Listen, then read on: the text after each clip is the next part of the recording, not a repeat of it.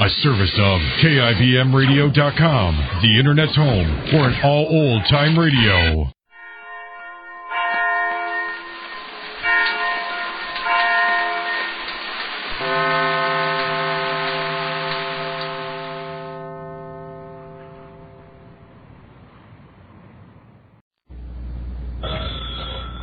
Hello, Duffy's. Where do you leak me tea? Archie, the manager speaking. Duffy ain't here. Hello, Duffy. Tonight, Clifton Fadiman. Had a mental brain from the radio. Huh?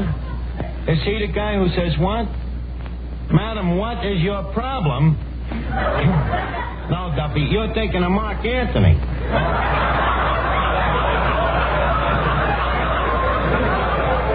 Oh, this is the guy that asked the questions on information, please. Very brainy guy. Huh? Yeah, maybe you're right at that, Duffy. What brains does it take to ask questions? Yeah. Well, anyways, we're stuck with him. Yeah. He's coming down to lecture to the Lord Byron Ladies Literary Society. Well, don't worry, Duffy. I'm writing the lecture for him, so he can't louse us up. The crowd here? The usual gang of crumbs. Yeah, but, oh, by the way, Moriarty just come in. He's very sore at the government. Yeah, for canceling last year's income tax. Well, you remember when he filled out his return, he chiseled so much he didn't pay nothing? Now he figures he's losing money. Yeah. Well, I'll call you back, Duffy. Okay.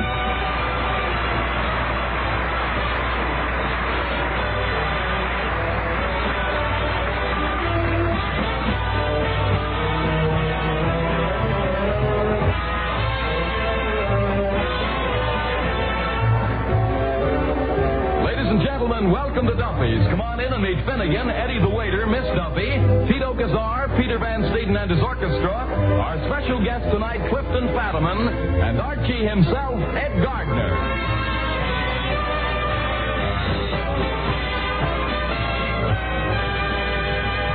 Hey, Mr. Archie? Yeah? Well, what happened to the sign? What sign, Eddie? The watch your hats and coats sign. There it is, only I rephrased the words so that Clifton Fadiman will feel more at home here. Read it. Let me see. Maintain scrutiny of thy chapeaus and hats. Nice and confusing, ain't it? Yes, isn't it? It's a quotation from Shakespeare.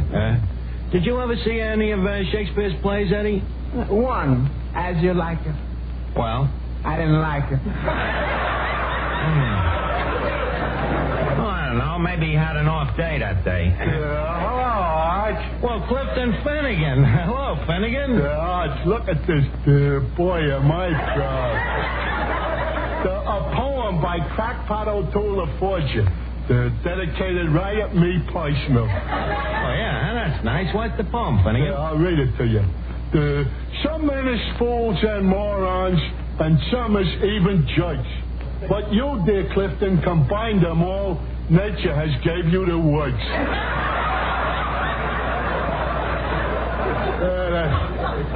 Well, the guy must really like me, huh? Yeah, he must. You may not know it, Finnegan, but that poem is written in pure cubic centimeter. Centimeter? You mean he's going to charge me for it? No, Finnegan, if he charged you, you'd have to pay at least a nickel a meter. Oh. Don't forget, that's an original crackpot. Archie? Oh, yes, Miss Duffy. Did you see my Dostoevsky? Your what? My Dostoevsky.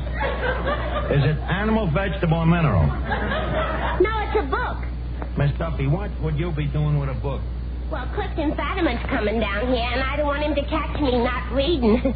Well, naturally, You see, if everybody stopped reading, authors would stop writing. And if authors stopped writing because nobody was reading, Mr. Fadiman, being a critic, couldn't read what authors were writing, and that'd put an end to his writing about reading. And the poor man would be out of a job. Yeah, I see what you mean. Or to put it another way, if authors write and people don't please, read... Miss Duffy, I don't think I care to go around again.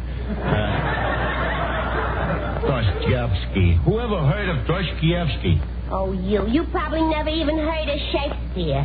Miss Duffy, not alone have I heard of Shakespeare, I happen to know Bacon, the man who plagiarized him.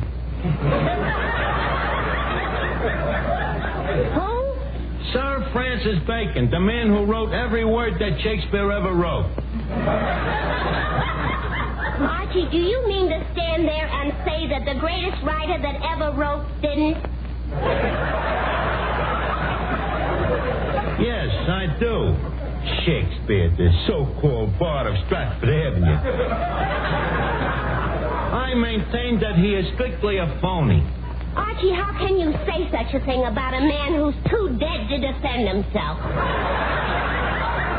Miss Duffy, you dig him up and I'll tell it to him to his face. Well, wait a minute, Archie. Maybe we're talking about not the same Shakespeare. What was the first name of yours? William. Yeah, that's the one, all right. Of course, William Randolph Shakespeare. Besides, Miss Duffy, when you talk about guys like Shakespeare, it ain't necessary to mention their first names. Everybody knows who you mean. I differ with you. In what respect? How about Washington? Miss Duffy, if I went up to a strange guy and said Washington, I'm sure the guy would know that I meant George. Not if he was selling train tickets. If I was buying a train ticket, I would say Washington, D.C. Then why don't you say Shakespeare, D.C.? Because I ain't going to Shakespeare, D.C. Why not? Because I can't get a room. Look, Miss Duffy, I got Clifton Fadiman coming down here to read my lecture to Mrs. Piddleton and them dames, and I got a lot on my mind.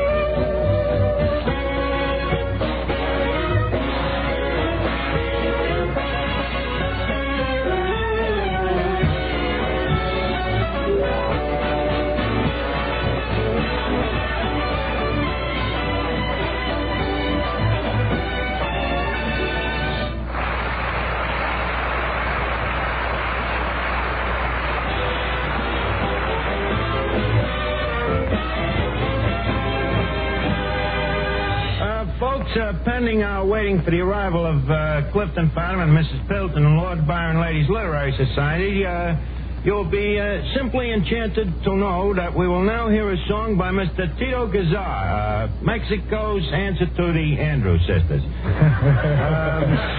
What is the song, Tito? I will sing that beautiful song entitled Si Bonet. Well, that's your own prerogative. Go ahead and sing it. Ladies will please swoon. Si Bonet de mi sueño, si no oyes la queja de mi voz. Si Bonet, si no vienes, ay, moriré de amor.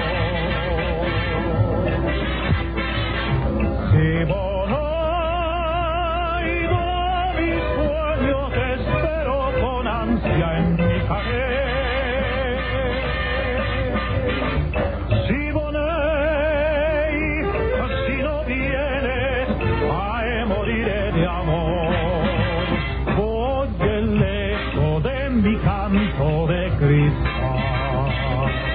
Siboney, yo te quiero, yo me muero por tu amor.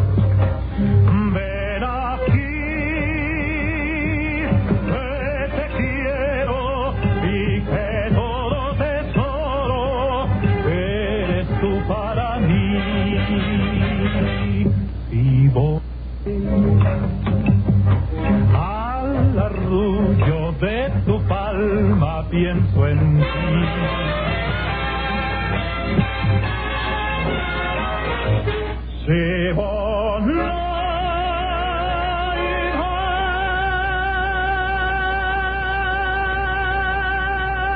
Mi sueño entero con ansia mi cadey.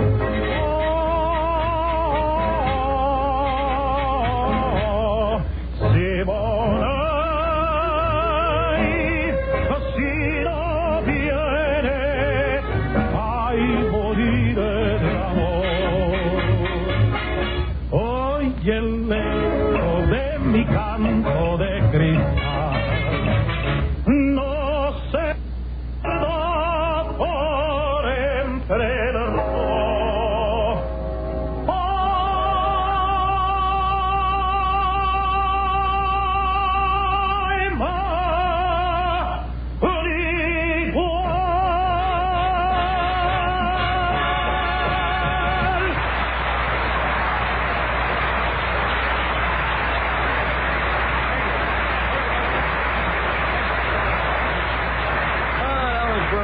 Tito, simply bravado. Mucho groucho. Say, Mr. Archie, did that Mr. Fadiman drink coffee? Coffee? I guess so. Eddie, why? Well, we're running a little short. Well, add some chicory to what you got. Okay. But chicory added to chicory is going to taste a little like... Yeah, well, he'd probably be reading a book anyway. He won't notice it. Oh, Archie, dear boy. Well, Mrs. Piddleton, how are you? You're looking great. Archie, you know I look a fright. All right. What makes you look like such a fright? Oh, I've had a terrible experience. Terrible. I had to come down here by subway. Good gracious. The subway. How ghastly. Well, there was no alternative. You see, my limousine is hors de combat. Yeah, huh? What year? Hors de combat, Archie, a French expression, out of action. Oh, you mean like OPA? OPA? An American expression. Out of gas. That subway must be simply livid for one to ride in, huh? Oh, yes, yes. One encounters such a bourgeois class of society. Oh, simply bourgeois, yeah. Makes one sorry one went to the trouble of ducking under the turnstile. Archie, then you have been in the subway. Only in London. Of course, over there we refer to it as the lift. But so much for conversation. I'm glad to see you. Well, it's a delight to be here again. The same, except poor Mr. Duffy. He seems to have aged considerably. Mrs. Piddleton, that's the moose head you're looking at. Moose head? Oh, Archie, I'm afraid you'll have to remove it. Why? My doctor's orders. I'm allergic to stuffed animals. Oh, yes, Mrs. Gribb. We're waiting for you and Mrs. Allen. Well, Mr. Fadiman isn't here yet. Clifton Fadiman.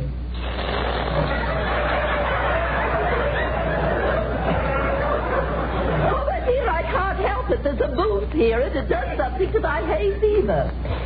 I should do what? It already has been shot. Oh, yes, he's speaking tonight on literature. Don't the moose. Clifton Fadiman. Well, we'll wait for you, darling. Goodbye.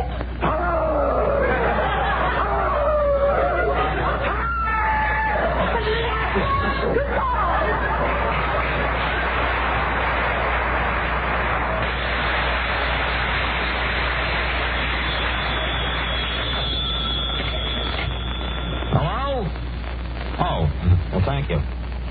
Mrs. Piddleton, the operator says Gesundheit.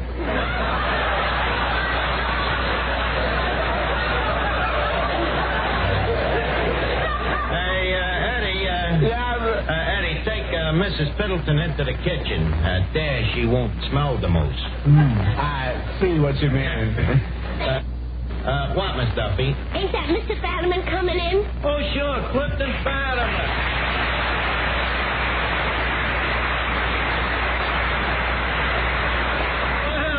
Well, if it ain't me old pal, Clifton Fadiman. Oh, you Kip, old boy. I'm looking for someone named Archie. Just a minute. I'm Archie. You had the pleasure of meeting me just a short nonce ago. Oh, I'm sorry, but I'm wearing my wife's glasses. Your wife's glasses? Oh, that's different. I can't expect your wife to know me. By the way, Mr. Fadiman, this is Miss Duffy.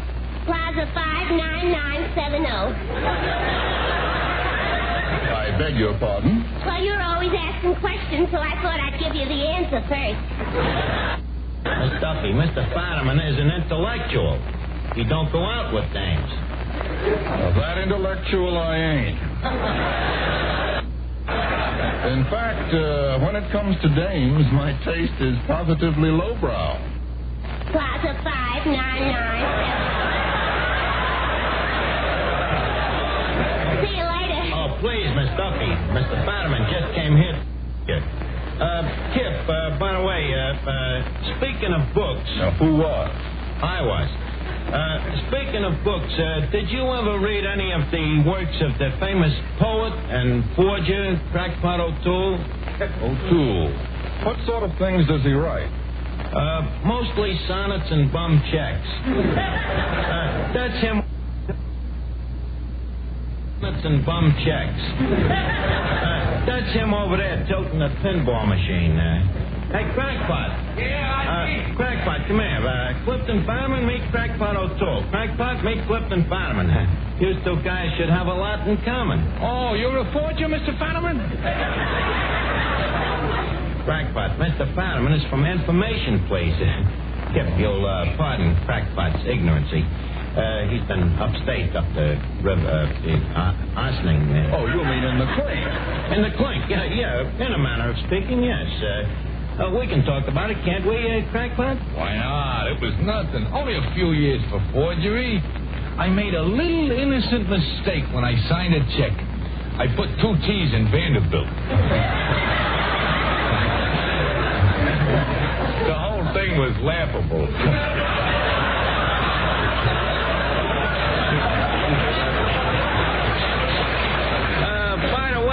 Someday, if you get a chance, I'd like you to get a look at Crackpot's adaptation of Shakespeare. Crackpot? You rewrote Shakespeare? Yep.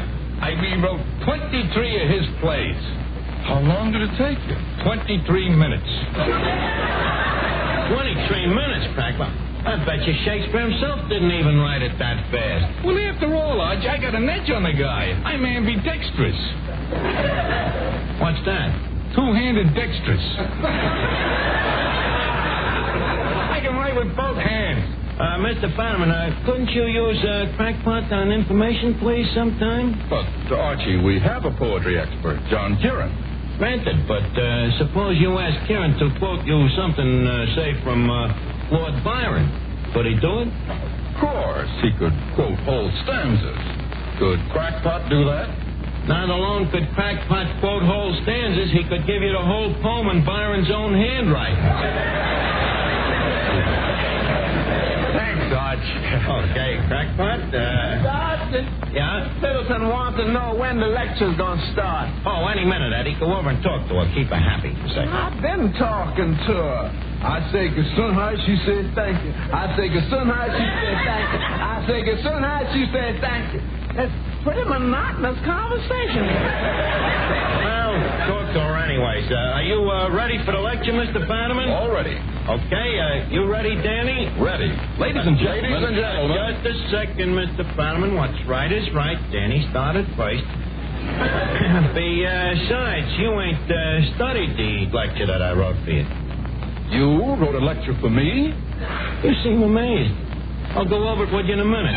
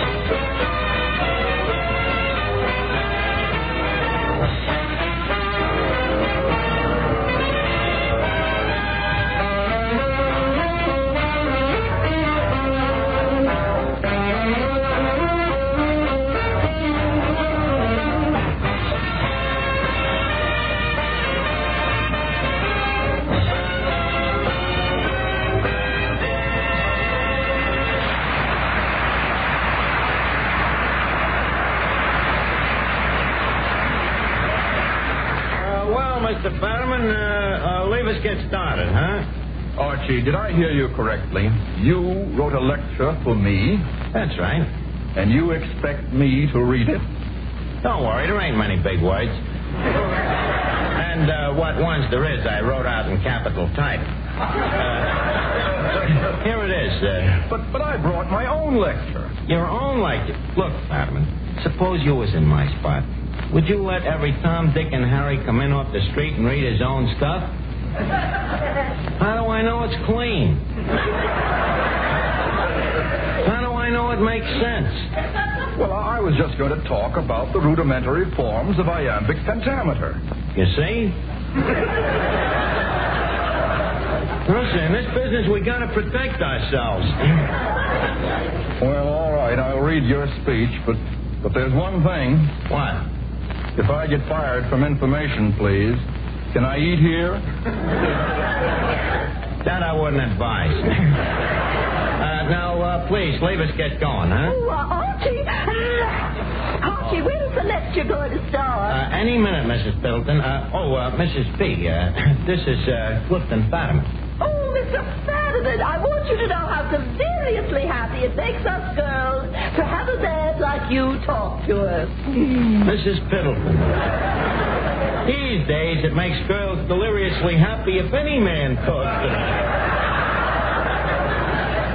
Leave us get on with the lecture, huh? Trumpets, please. Thank you. Your man is improving, Mr. Van Steeden. Thank you. Ladies,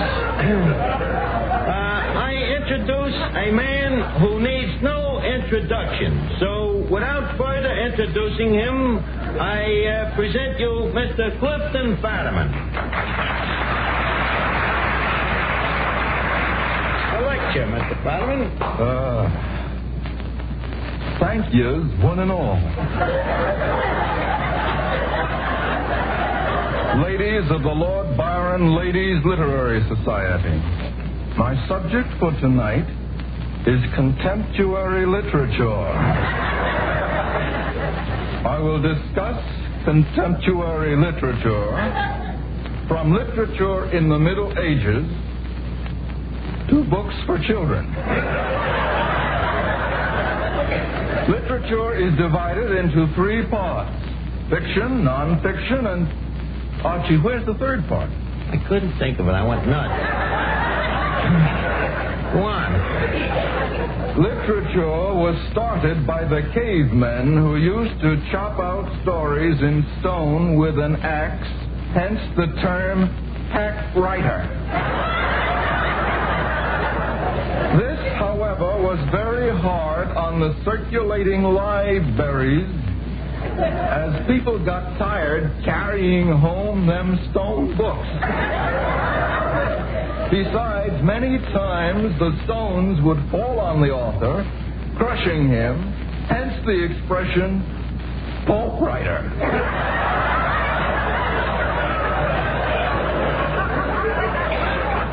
This led to the invention of sheepskin, which up till then had only been used for diplomas.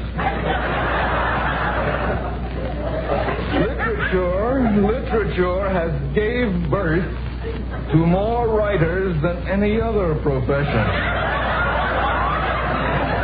Namely, among whom are Shakespeare, Bacon, Dickens, and Sir Walter Lipton. Among the French writers are Voltaire, Charlemagne, and Francho Tone.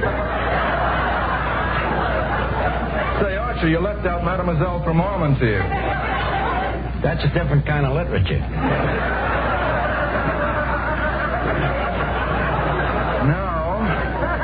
Now, among the American writers is also a great assortment of literary authors. Just as music has its 3 B's, Bach and Beethoven, American literature has its 3 O's, O'Neill, Odette, and O'Toole.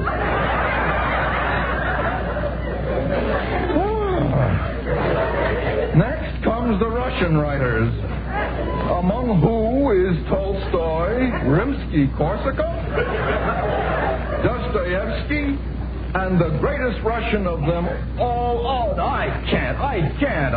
Go ahead, Fadiman. Ivanhoe.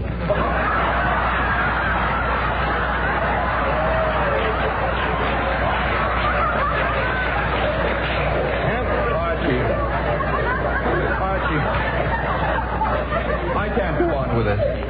My reputation will be ruined. Ladies, the lecture is over. I thank you. Oh, Mr. Fadiman. Yes, Mrs. Middleton. I've heard you speak many times. I've read every word you've ever written. Your books, your reviews in the New Yorker magazine. Yes? And there's one thing I want to tell you. In my personal opinion, this is the first time you've ever made sense.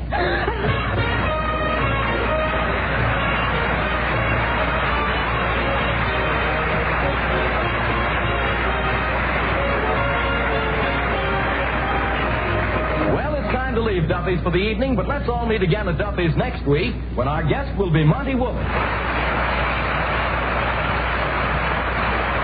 a half hour next Tuesday evening at this same time. Remember, Duffy's where your late mate date. Yeah, Duffy, next week, Monty Woolley. Hey, yeah, the guy with the beard. Huh? The hot weather? Don't worry, Duffy. Nature takes care of them things. In the summer, he sheds.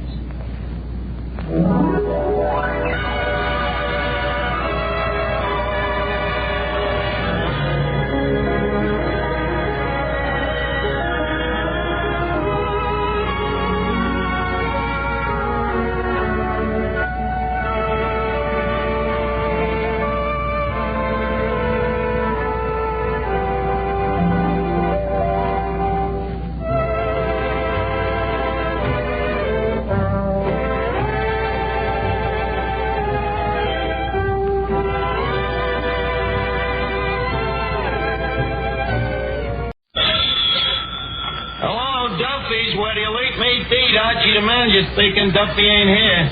Hello, Duffy. Tonight, Clifton Fadiman. Is he the guy who says what? Adam, what is your problem? No, Duffy, you're thinking of Mark Anthony.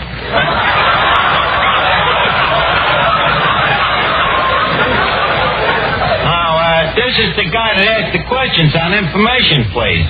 Very brainy guy. Yeah, maybe you're right at that, Duffy. What brains does it take to ask questions? Yeah. Well, anyways, we're stuck with him. Yeah. He's coming down to lecture to the Lord Byron Ladies Literary Society. Well, don't worry, Duffy. I'm writing the lecture for him, so he can't louse us up. The crowd here? The usual gang of crumbs. Yeah, but, by the way, Moriarty just come in. He's very sore at the government. Yeah, for canceling last year's income tax. Well, you remember when he filled out his return, he chiseled so much he didn't pay nothing? Now he figures he's losing money. Yeah. Well, I'll call you back, Duffy. Okay.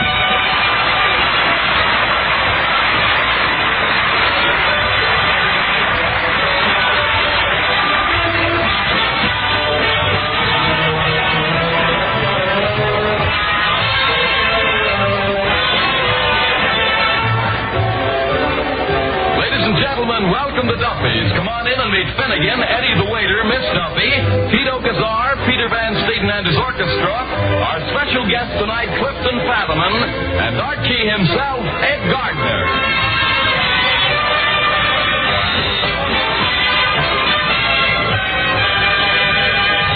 Hey, Mr. Archie? Yeah? Well, what happened to the sign? What sign, Eddie? The watch your hats and coats sign. There it is, only I've rephrased the words so that Clifton Fadiman will feel more at home here. Read it. Let me see.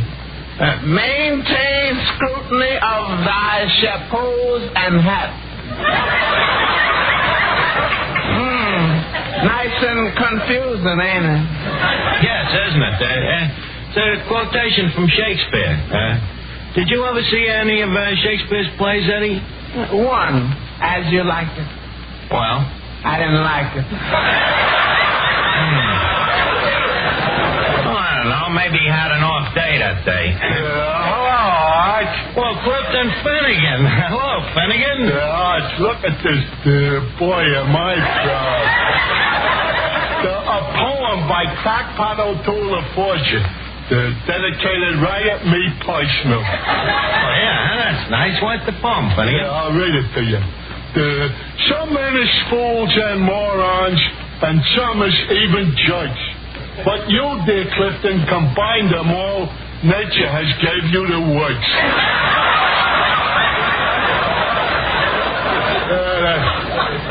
Well, the guy must really like me, huh? Yeah, he must. You may not know it, Finnegan, but that poem is written in pure cubic centimeter.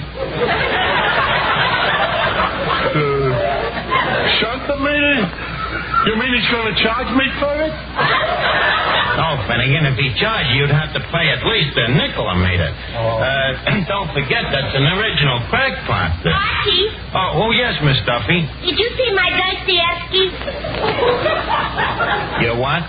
My Dostoevsky. Is it animal, vegetable, or mineral?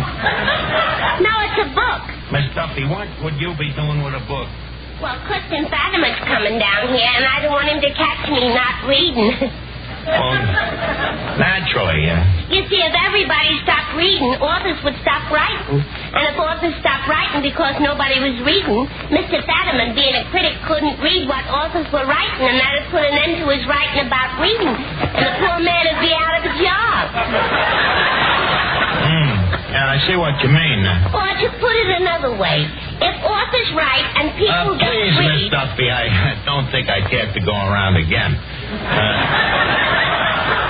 Dostoevsky. Whoever heard of Dostoevsky? Oh, you probably never even heard of Shakespeare.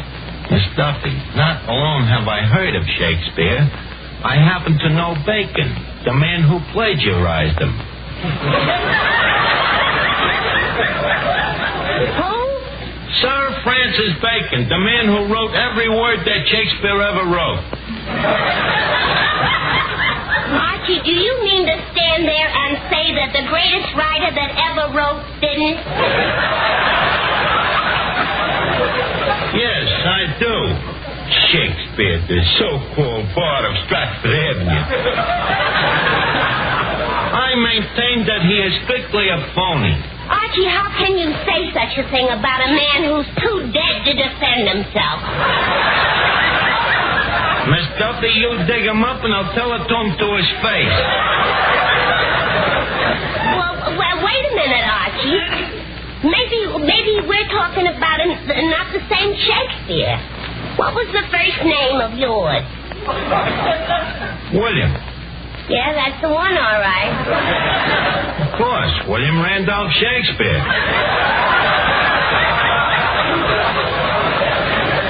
Besides, Miss Duffy, when you talk about guys like Shakespeare, it ain't necessary to mention their first names. Everybody knows who you mean. I differ with you. In what respect? How about Washington? Miss Duffy, if I went up to a strange guy and said Washington, I'm sure the guy would know that I meant George. Not if he was selling train tickets. If I was buying a train ticket, I would say Washington, D.C. Why don't you say Shakespeare, D.C.? Because I ain't going to Shakespeare, D.C. Why not? Because I can't get a room. Look, Miss Duffy, I got Clifton Fadiman coming down here to read my lecture to Mrs. Piddleton and them dames, and I got a lot on my mind.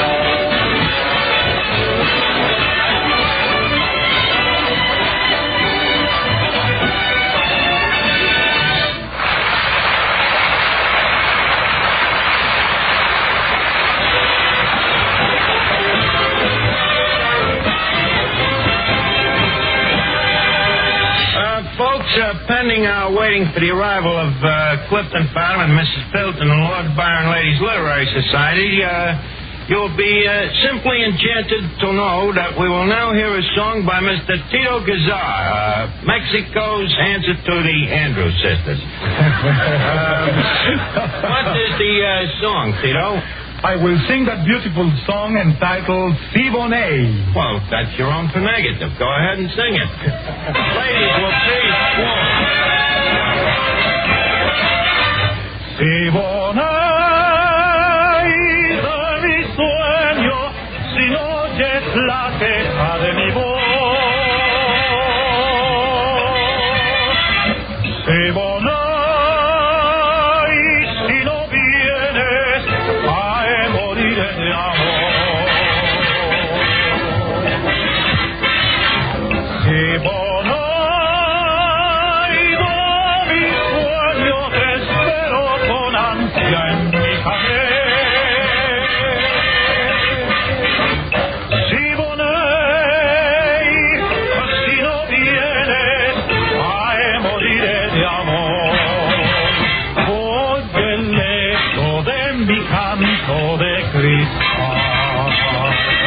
Si Bonet,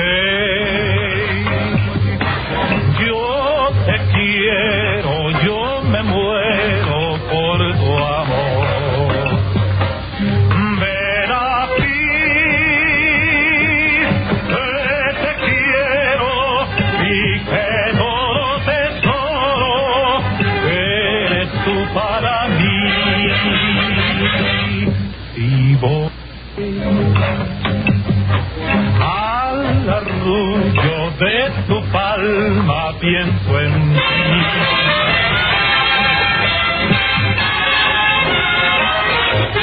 Si Bonet,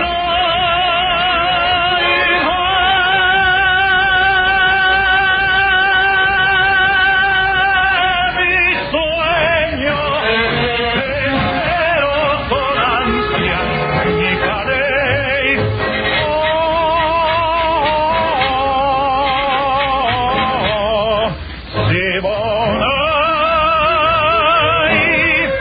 Si no vienes, ay,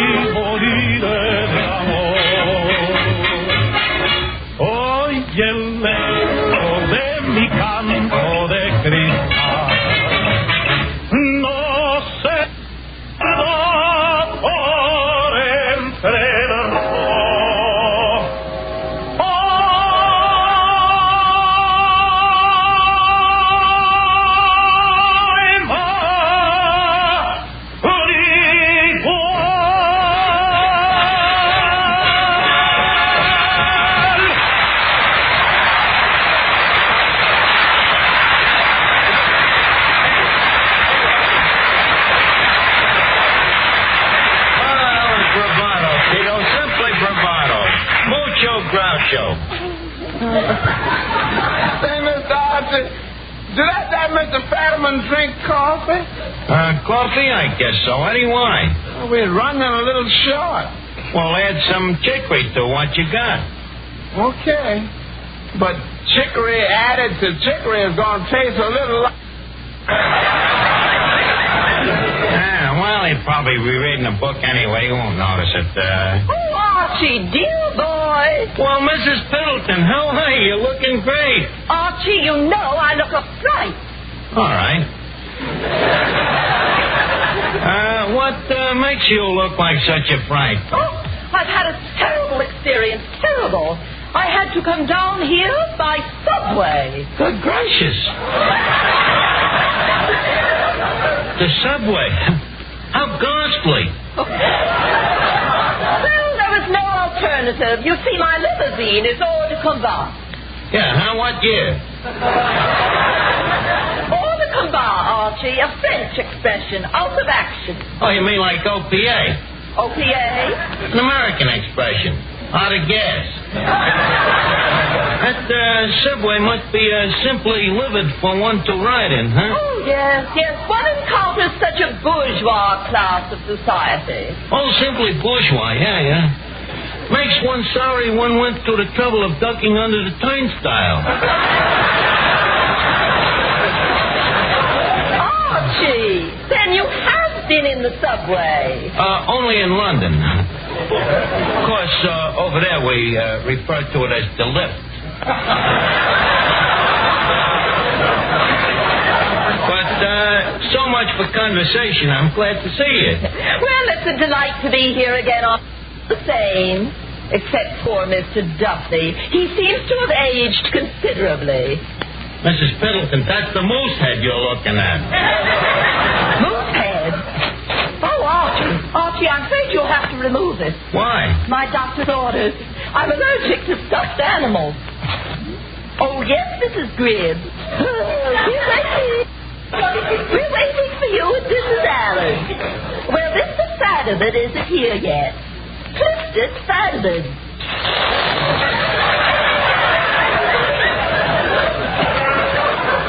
Oh, but dear, I can't help it. There's a booth here, and it does something to my hay fever.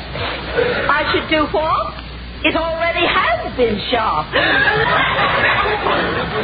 Oh, yes, he's thinking tonight on literature. Don't know, Dr. Booth. Clifton Fadiman. Well, we'll wait for you, darling. Goodbye.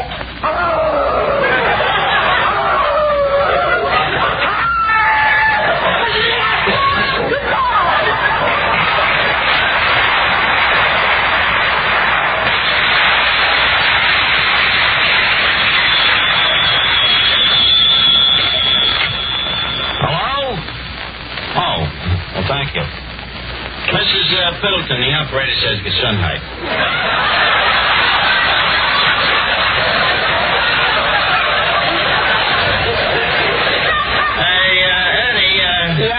Eddie, take Mrs. Pendleton into the kitchen. There, she won't smell the moose. I see what you mean.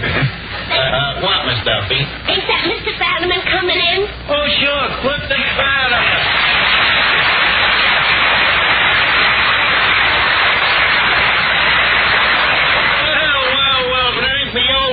Clifton Fadiman. Well, you kip, old boy, I'm looking for someone named Archie. Just a minute. I'm Archie. You had the pleasure of meeting me just a short nonce ago. Oh, I'm sorry, but I'm wearing my wife's glasses. Your wife's glasses? Oh, that's different. I can't expect your wife to know me. By the way, Mr. Fadiman, this is Miss Duffy. Plaza 59970. I beg your pardon? Well, you're always asking questions, so I thought I'd give you the answer first. Miss Duffy, Mr. Fadiman is an intellectual. He don't go out with dames. Well, that intellectual I ain't. In fact, when it comes to dames, my taste is positively lowbrow. Plaza 59970.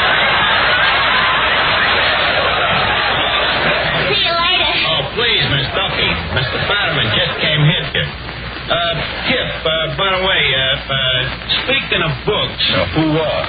I was. Speaking of books, did you ever read any of the works of the famous poet and forger, Crackpot O'Toole? O'Toole. What sort of things does he write? Mostly sonnets and bum checks. That's him over there tilting the pinball machine. Hey, Crackpot. Yeah, Crackpot, come here. Clifton Fadiman, meet Crackpot O'Toole. Crackpot, meet Clifton Fadiman. You two guys should have a lot in common. Oh, you're a forger, Mr. Fadiman? Crackpot, Mr. Fadiman is from information, please. If you'll pardon Crackpot's ignorancy. He's been upstate up the river, Osling. Oh, you mean in the clink? In the clink, yeah, in a manner of speaking, yes. We can talk about it, can't we, Crackpot? Why not? It was nothing. Only a few years for forgery. I made a little innocent mistake when I signed a check. I put 2 T's in Vanderbilt. The whole thing was laughable.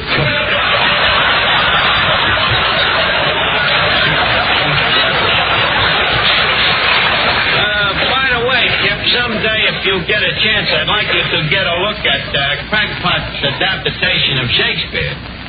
Crackpot? You rewrote Shakespeare? Yep. I rewrote 23 of his plays. How long did it take you? 23 minutes. 23 minutes, Crackpot? I bet you Shakespeare himself didn't even write it that fast. Well, after all, I got an edge on the guy. I'm ambidextrous. What's that? Two-handed dexterous. I can write with both hands. Mr. Fadiman, couldn't you use Crackpot on information, please, sometime? But, Archie, we have a poetry expert, John Kieran. Granted, but suppose you ask Kieran to quote you something, say, from Lord Byron. Could he do it? Of course. He could quote whole stanzas. Could Crackpot do that? Not alone could Crackpot quote whole stanzas, he could give you the whole poem in Byron's own handwriting. Thanks, Arch. Okay, Crackpot. Doctor? Yeah? Middleton wants to know when the lecture's gonna start. Oh, any minute, Eddie. Go over and talk to her. Keep her happy. So. I've been talking to her. I say Gesundheit, she said thank you. I say Gesundheit, she said thank you. I say Gesundheit, she said thank you. It's pretty monotonous conversation. Well, talk to her anyways. Are you ready for the lecture, Mr. Fadiman? All ready. Okay, you ready, Danny? Ready. Ladies and gentlemen. Just a second, Mr. Fadiman. What's right is right. Danny started first. Besides, you ain't studied the lecture that I wrote for you. You wrote a lecture for me? You seem amazed. I'll go over it with you in a minute.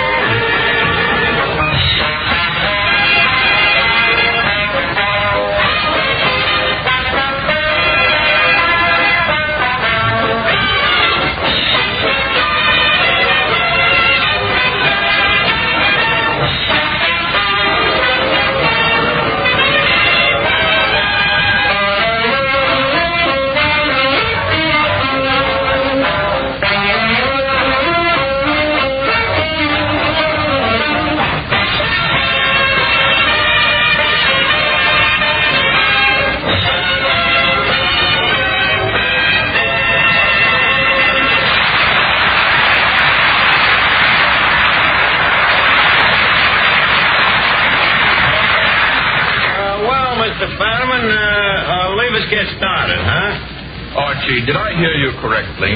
You wrote a lecture for me? That's right. and you expect me to read it? Don't worry, there ain't many big words. And what ones there is, I wrote out in capital type. Here it is. But I brought my own lecture. Your own lecture? Look, Fadiman, suppose you was in my spot. Would you let every Tom, Dick, and Harry come in off the street and read his own stuff? How do I know it's clean? How do I know it makes sense? Well, I was just going to talk about the rudimentary forms of iambic pentameter. You see? Listen, in this business, we got to protect ourselves. Well, all right, I'll read your speech, but there's one thing. What? If I get fired from information, please, can I eat here? That I wouldn't advise. Now, please, leave us get going, huh? Oh, Archie. Archie, when's the lecture going to start? Any minute, Mrs. Middleton. Mrs. P. This is Clifton Fadiman. Oh, Mr. Fadiman, I want you to know how seriously happy it makes us girls to have a man like you talk to us. Mrs. Middleton. These days, it makes girls deliriously happy if any man talks to them. Leave us get on with the lecture, huh? Trumpets, please. Thank you. Your man is improving, Mr. Van Steeden. Thank you. Ladies, I introduce a man who needs no introduction. So, without further introducing him, I present you Mr. Clifton Fadiman. A lecture, Mr. Fadiman. Thank yous, one and all. Ladies of the Lord Byron Ladies Literary Society, my subject for tonight is contemporary literature. I will discuss contemporary literature from literature in the Middle Ages to books for children. Literature is divided into three parts: fiction, non-fiction, and...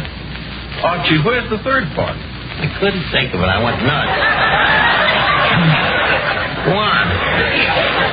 Literature was started by the cavemen who used to chop out stories in stone with an axe, hence the term axe writer. This, however, was very hard on the circulating libraries, as people got tired carrying home them stone books. Besides, many times the stones would fall on the author, crushing him, hence the expression, fault writer.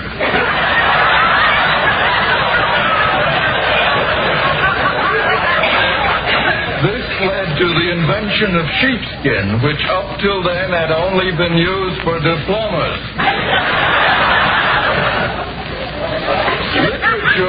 Literature has gave birth to more writers than any other profession. Namely, among whom are Shakespeare, Bacon, Dickens, and Sir Walter Lipton. Among the French writers are Voltaire, Charlemagne, and Francho Trone. Say, Archie, you left out Mademoiselle from Armentier. That's a different kind of literature.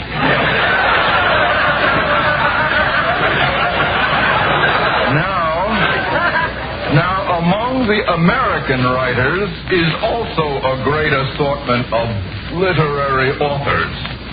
Just as music has its three B's, Bach, and Beethoven,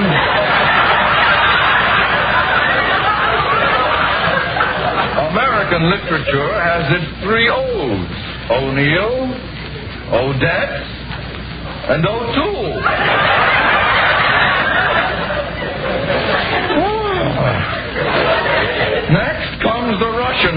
writers, among who is Tolstoy, Rimsky-Korsakov, Dostoevsky, and the greatest Russian of them all. Oh, I can't. Go ahead, Fadiman. Ivanhoe.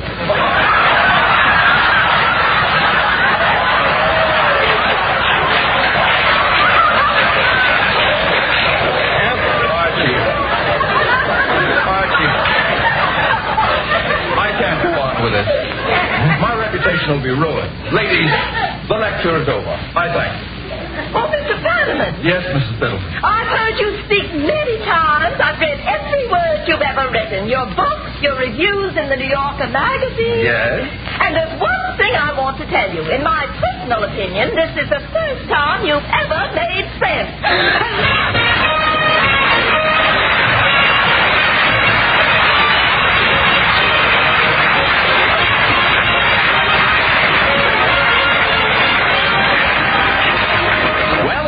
Leave Duffy's for the evening, but let's all meet again at Duffy's next week when our guest will be Monty Wood.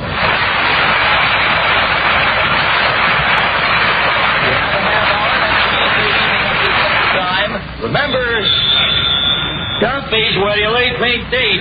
Yeah, Duffy, next week, Monty Woolley. Yeah, the guy with the beard. Huh? The hot weather? Don't worry, Duffy. Nature takes care of them things. In the summer, he's shed.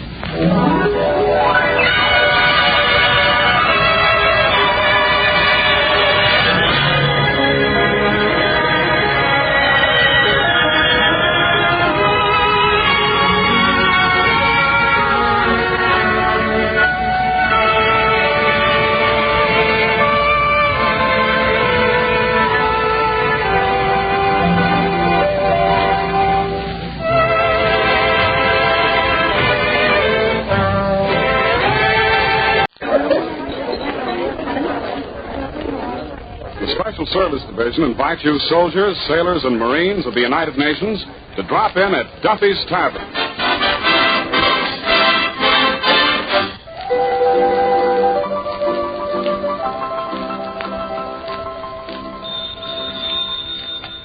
Hello, Duffy's where your late mate Dave, Archie the manager speaking. Duffy ain't here. Hello, Duffy. Hey, Duffy, you know who we got coming here tonight? Susan Hayward and Frank Buck. Huh? Well, Hayward knocks him dead and Buck brings him back alive. Huh? What does Susan Hayward look like? Well, Duffy, remember the first letter Mrs. Duffy wrote you? Yeah, before she hooked you. Remember it was a letter describing herself to you? Well, Susan actually looks like that. Frank Buck, well, he looks more like Mrs. Duffy. Hey, Duffy, if I got married, say to this Hayward name, would you give me a raise? A raise? A raise! Would you lower my salary? Now you can hear me, huh? Look, I make $15 a week. Say with overtime, tips, and bonuses, it comes to $15 a quarter. How can I support a wife and family on that dough? Huh? Send one of the kids out to work. What kids? I ain't even held a hand yet. Oh, why argue with you? Good. Now listen to this, Miss Duffy. A poem to nature by Anonymous, Archie. Oh, Mother Nature, how could anybody hate you? What are you talking about? Nature, Miss Duffy. You know, you ain't lived till you've slept out in the open with dirt for a pillow and a blue sky for a blanket. Archie, have you been locked out of your room again? Certainly not. I just happen to be a guy with red hemoglobins in his blood. A guy that likes to get away from civilization once in a while. Why? Because it brings out the real me. That's why. Besides, I read in this movie magazine that Susan Hayward goes for the fact of nature type of guy, you know? Well, and Susan Hayward's in for a big thrill tonight. Oh, thanks. When Frank Buck gets here. Now there, Archie, is a real outdoor man. Oh, yeah? I bet you I've been out of as many doors as he has. Duffy, you just watch that Hayward melt. one look at me and she'll sweep me right off her feet. Oh, them movie stars. Archie, if you men only knew how much mascara them movie stars use, how much rouge, lipstick, eyeshadow, face powder, eyebrow pencil, vanishing cream, cold cream, night cream, day cream, chin cream, neck cream, perfume, and toilet water.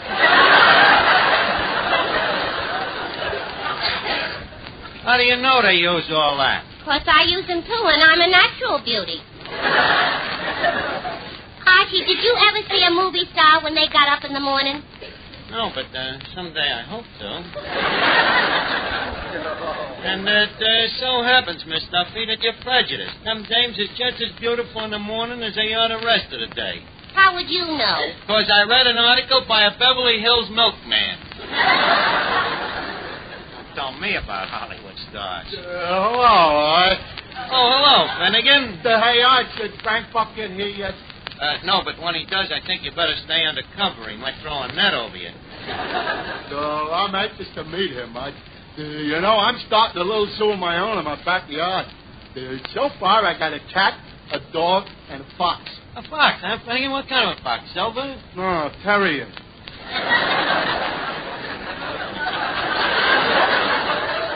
Finnegan, Frank Buck is only interested in wild game, carnivorous animals.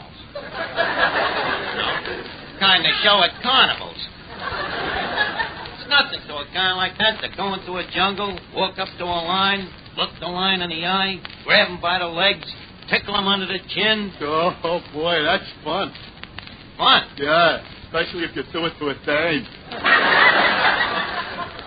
Finnegan. Hello there, Archie boy. Well, Officer Clancy. Hey, Clancy, I seen you marching in the parade last week. You look mighty sharp. Well, my feet bent mighty flat. Well, why didn't you try to get mounted duty? What? Then ride a horse for 8 hours? No, Archie, no. This way I can at least go home and soak me feet.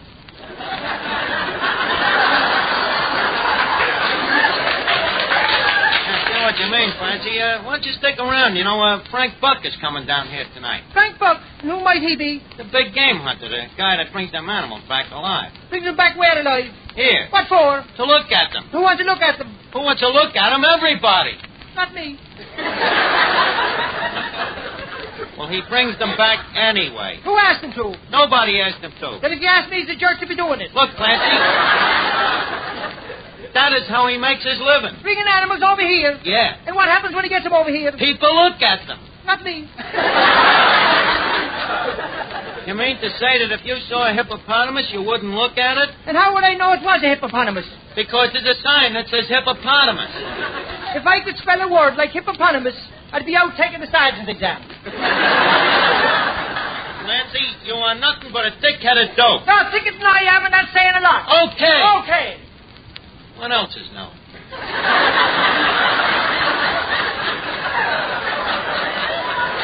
Well, not a thing.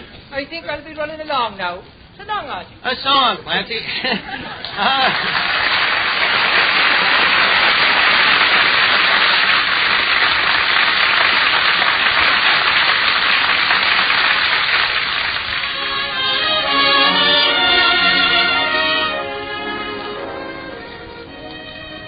We will now hear that beautiful ballad, I Just Kissed Your Picture Goodnight, sung by Clark Dennis, our tenor, who's happy to sing for a $5.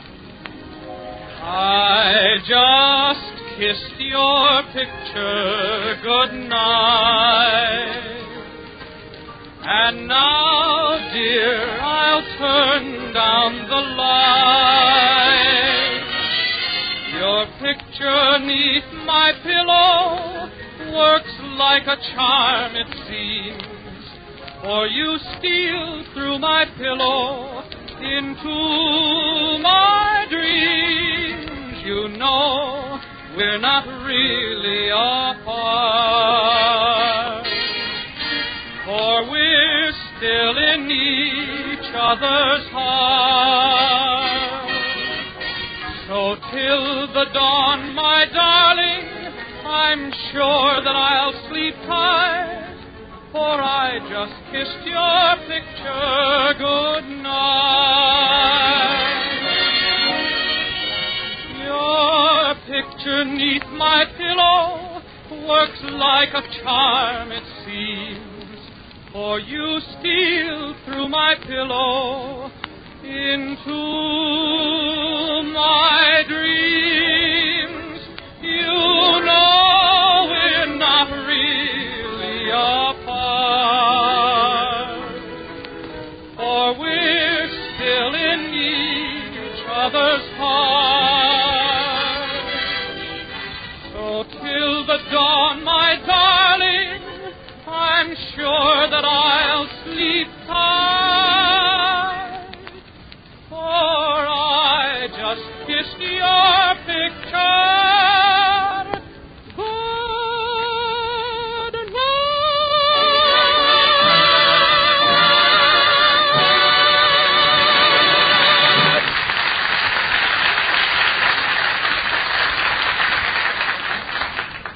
Pardon me, is your name Archie? No, I'm Finnegan, but I know who you are. Oh. Susan Hayward.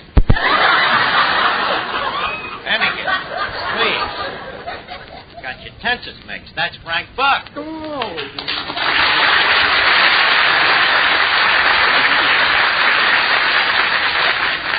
Well, Mr. Buck, welcome to the interior of Darkest Duffy's. By the way, how do you like the joint, kid? Archie, I've never seen a nicer menagerie. Well, I try to be a good manager. Mr. Buck, how's things in the big game? Pretty good? Well, the orders keep coming in. Orders? What do you mean orders? Well, that's how I work, Archie. Zoos and circuses tell me what kind of animals they want, and I go out and bring them back. You mean a guy writes you a letter and says, Dear Mr. Buck, please send 12 hyenas assorted. 6 laughing and 6 crying.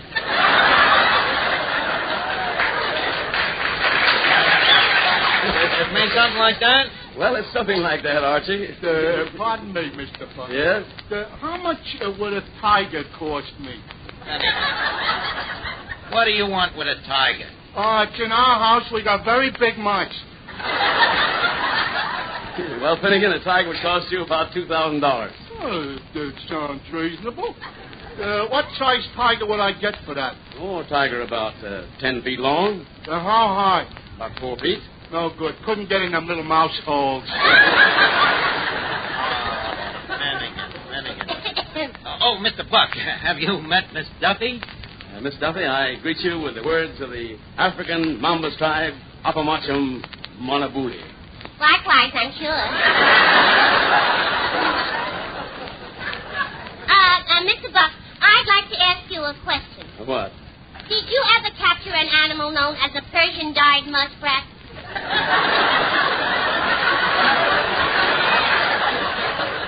A Persian-dyed muskrat? I never heard of it. I knew it. That Vera Fogarty, trying to tell me her fur coat is genuine and mine ain't. Well, what kind of a coat is yours? South American wild plush. Did you ever catch a wild plush, Mr. Buck? Not yet. Well, I know, of course he didn't. The man who sold me the coat said they're very hard to catch. You see, they got such short hairs, there's nothing to grab hold of, you know? Them plushes is even harder to catch than a wild mohair. See, Mr. Buck, you must have a thrill in life. Oh, I don't know. Oh, don't be modest. You've locked jaws with death plenty of times, I bet. I bet you don't think no more of struggling with a lion or a tiger than I do with a fella.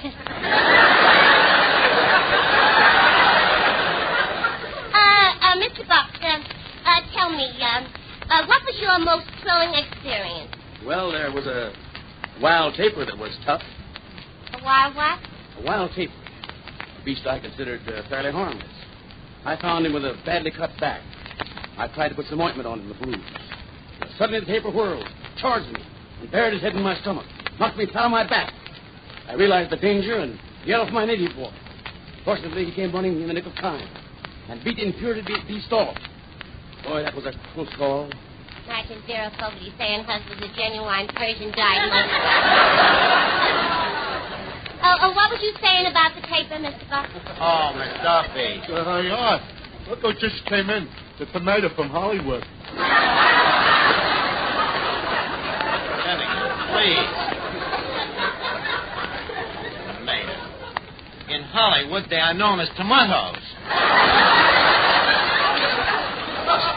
Mr. Buck, why don't you go over to the table and tell Miss Duffy the rest of that story about the paper? Oh, yeah, Mr. Buck, you're very interesting. I'll never go to the zoo again without thinking of you.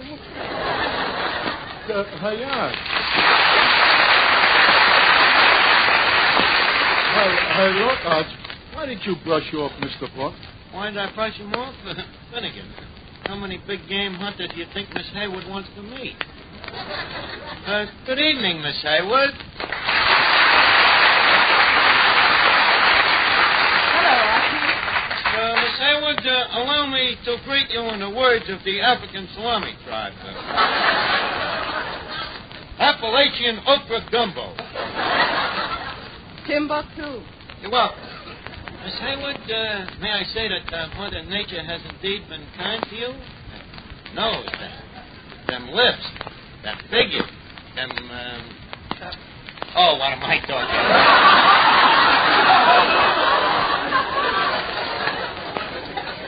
You've been whistled at before.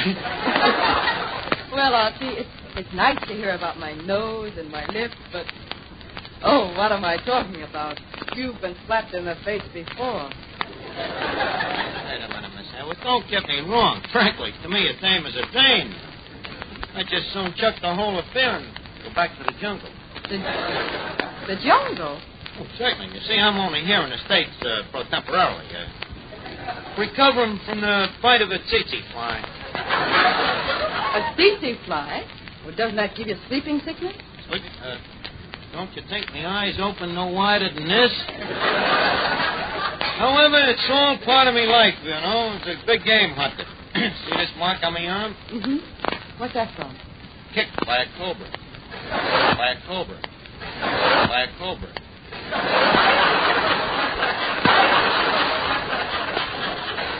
One of them African savages. Archie, a cobra is a snake. You're right. You can't trust one of them. But that's the law of the jungle. Either perish or die. By the way, did I, Trader Archie, tell you the most thrilling experience I ever had? No, but I'm sure you're going to. Well, if you insist. Well, sir, anyways, I was trying to put some ointment on the back of a wild tapeworm. Archie, don't you mean a taper? That's the male. Anyways, the female, this tapeworm, leaps on me, you see.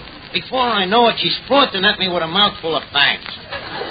So quick, I grab her by the nostrils, which forces it to open her mouth. Then I feint with me left and let go with a right uppercut and knock all her teeth out. Boy, that was a close call. And you were safe? No. There was still danger of being gummed to death.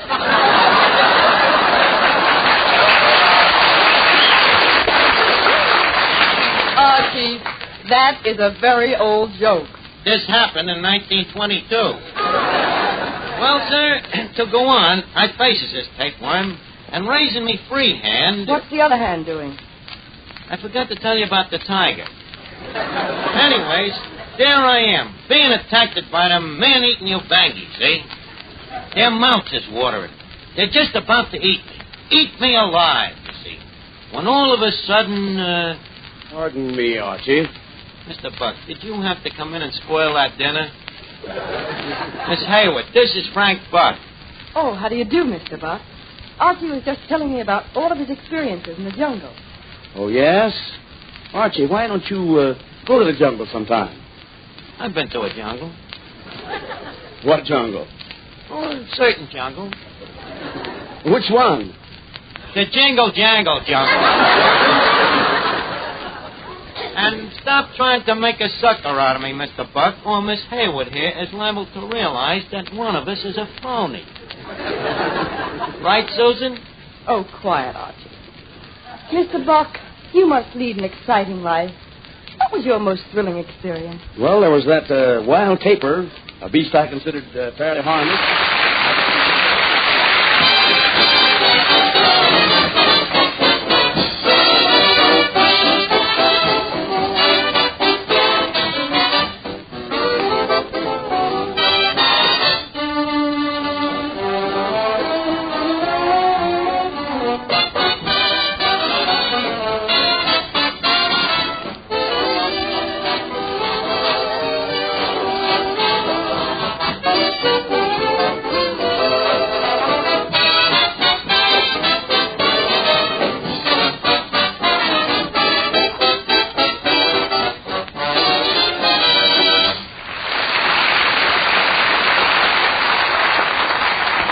Okay, now, Finnegan, you all set? All set, Archie. Don't forget, crawl in on your hands and knees. I got to convince this thing.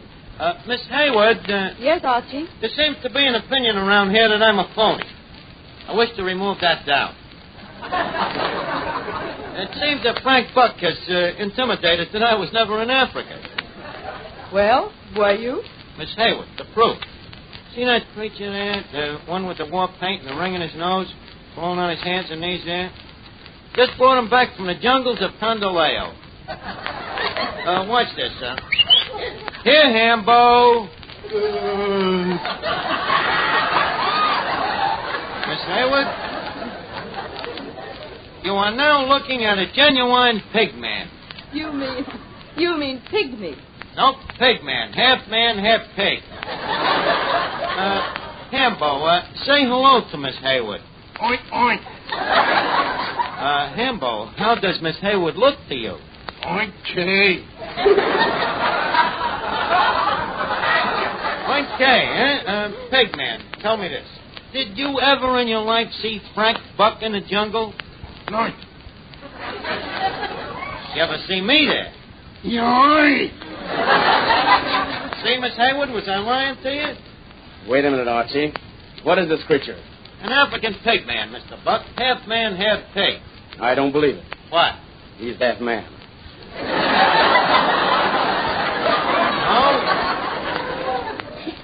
You don't, huh? Archie, why don't you quit this African nonsense? You know you were never there. Mr. Buck, do I look to you like a liar? I said, do I look like a liar? I'll prove it to you. Pig man, tell the white goddess to come in. The veiled white goddess, no? The white goddess? The white goddess of the zombie tribe. I rescued her from the Swamis down on the last safari, you know? Oh, here she is now. Goddess, this is Mr. Buck and Miss Hayward. Likewise, I'm sure. Goddess, tell me, friends here, about yourself. At age of 3, my parents broke law of jungle. I was left orphan. What jungle law did your parents break, Goddess?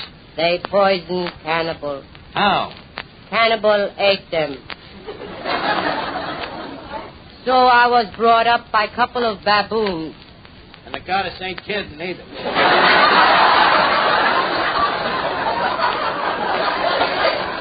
Now, Archie, you shut your trap.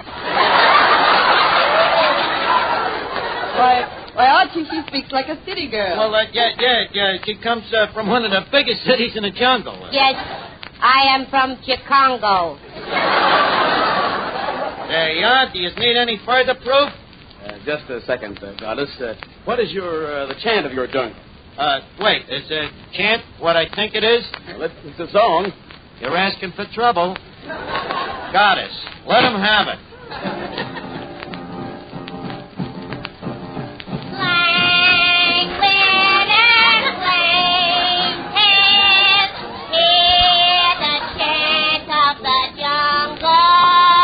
Shortly after this, I left Africa.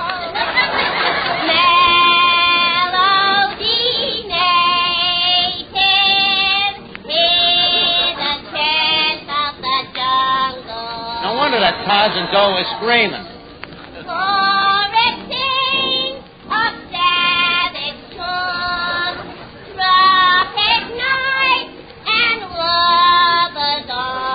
I would never bring her back alive.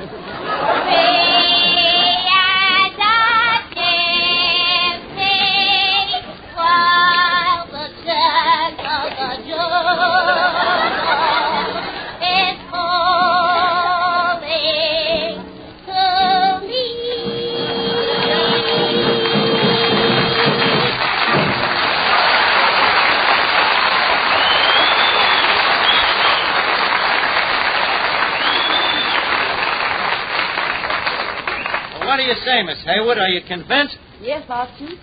I'm convinced that I finally met somebody I could really be interested in. Well, now, Miss Hayward, that's wonderful. Shall we go out now and sort of make arrangements? Oh, I didn't mean you, Archie. Huh? You going out with Frank Buck? No. Then who? Hambo.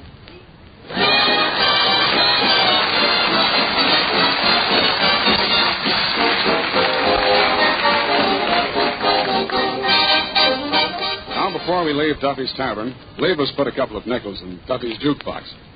Duffy's jukebox, where the feet meet the beat. Well, the platter's spinning, the needle's in the groove, and here's the first number coming up.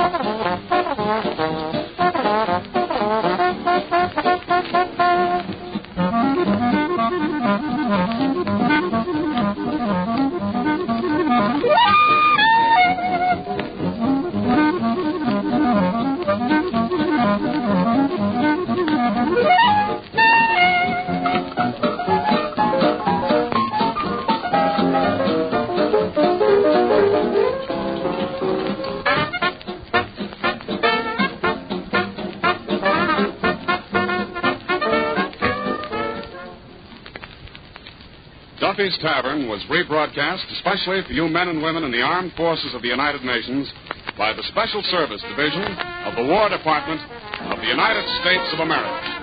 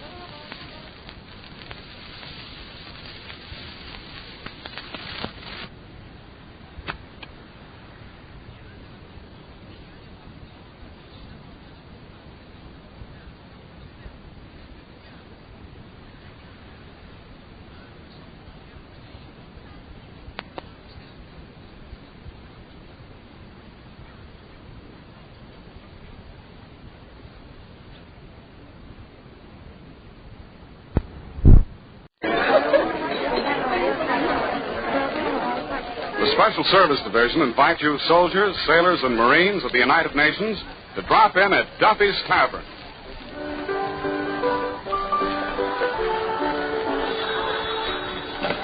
Hello, Duffy's, where you like me, Steve Archie, the manager speaking. Duffy ain't here. Hello, Duffy. Tonight, Lucille Ball from Hollywood. The tomato with the carrot hair. Yeah, very nourishing. Oh, you'd like a dish like that, huh? But you also like blondes and brunettes, too. Where do you draw the line? Oh, you don't like bald-headed dames. Yeah. Well, Duffy, I can't talk now. I got to get ready for good old Lucille. Oh, sure. Her and I used to be nips in the bud together. Certainly. She's from Brooklyn. Huh? No, when she was a kid, her parents migrained out of there. Yeah. Yeah, to escape persecution. Her father was a Yankee fan. Yeah, Duffy. Yeah, this is going to be old home week. Okay, I'll call you back. Goodbye. Hey, Mr. Archer. Yeah, Eddie. That movie actress, Miss Ball, just called. Oh, yeah. Good old Lucille, my dear friend and childish sweetheart. Yeah. Your dear friend and childish sweetheart just called and wants to know who's Archie. She was kidding, Eddie. Why, she and me was tomboys together. Gee, she was a pretty girl. Yeah, she was a pretty girl. She was madly in love with you, and she would die for you, and she wanted to marry you. You're psychopathic, Eddie. How did you know? That's easy. I just thought of the truth and stayed as far away from it as I could. Listen, Eddie, yesterday that might have been funny, but yesterday I was a nobody. Today, who knows? Maybe I will be. An old friend of mine is going to have me listed in that book of famous men. Who's that? You don't mean whom's who? Hey, whom's who? You mean who's whom? When you split an infinitive, you must first modify the participle. No, Eddie, this is a similar anthropology. It's called Who's That? Read this letter, Eddie. Dear... read the name of the publisher. Human and Shyster. Dear boyhood friend Archie. How are you, Arch, old pal?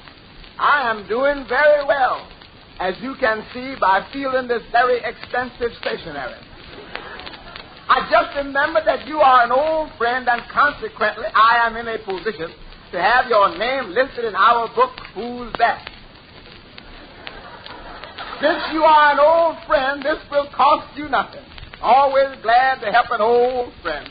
Signed, your old friend, J. Wentworth Ashley, formerly Joe Clinker. Yeah, good old Stinker Clinker. Haven't seen him in years. That was his nickname, Stinker. Why did you call him that? And besides, none of us could stand him.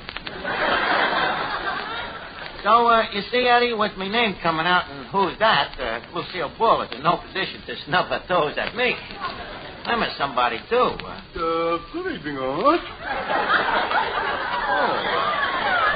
Good evening, Finnegan. How do I look tonight? Pretty?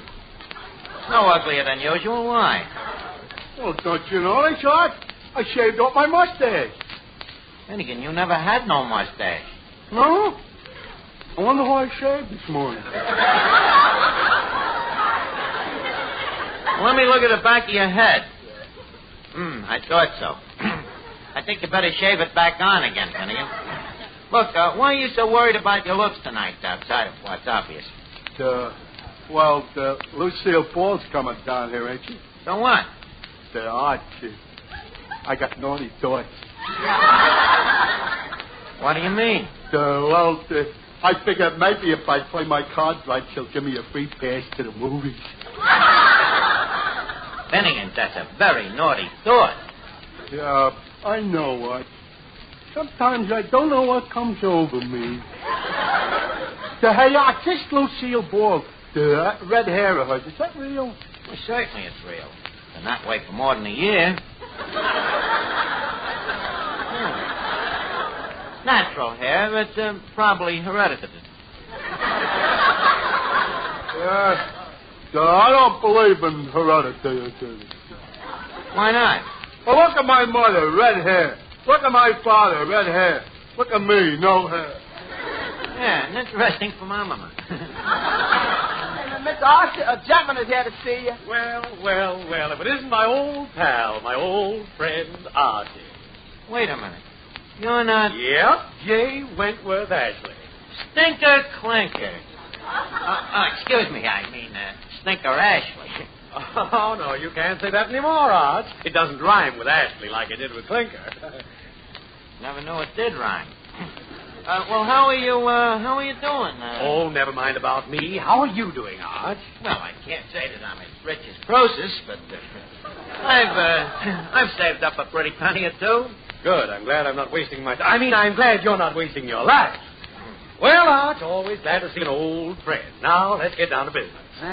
Here comes the gold brick.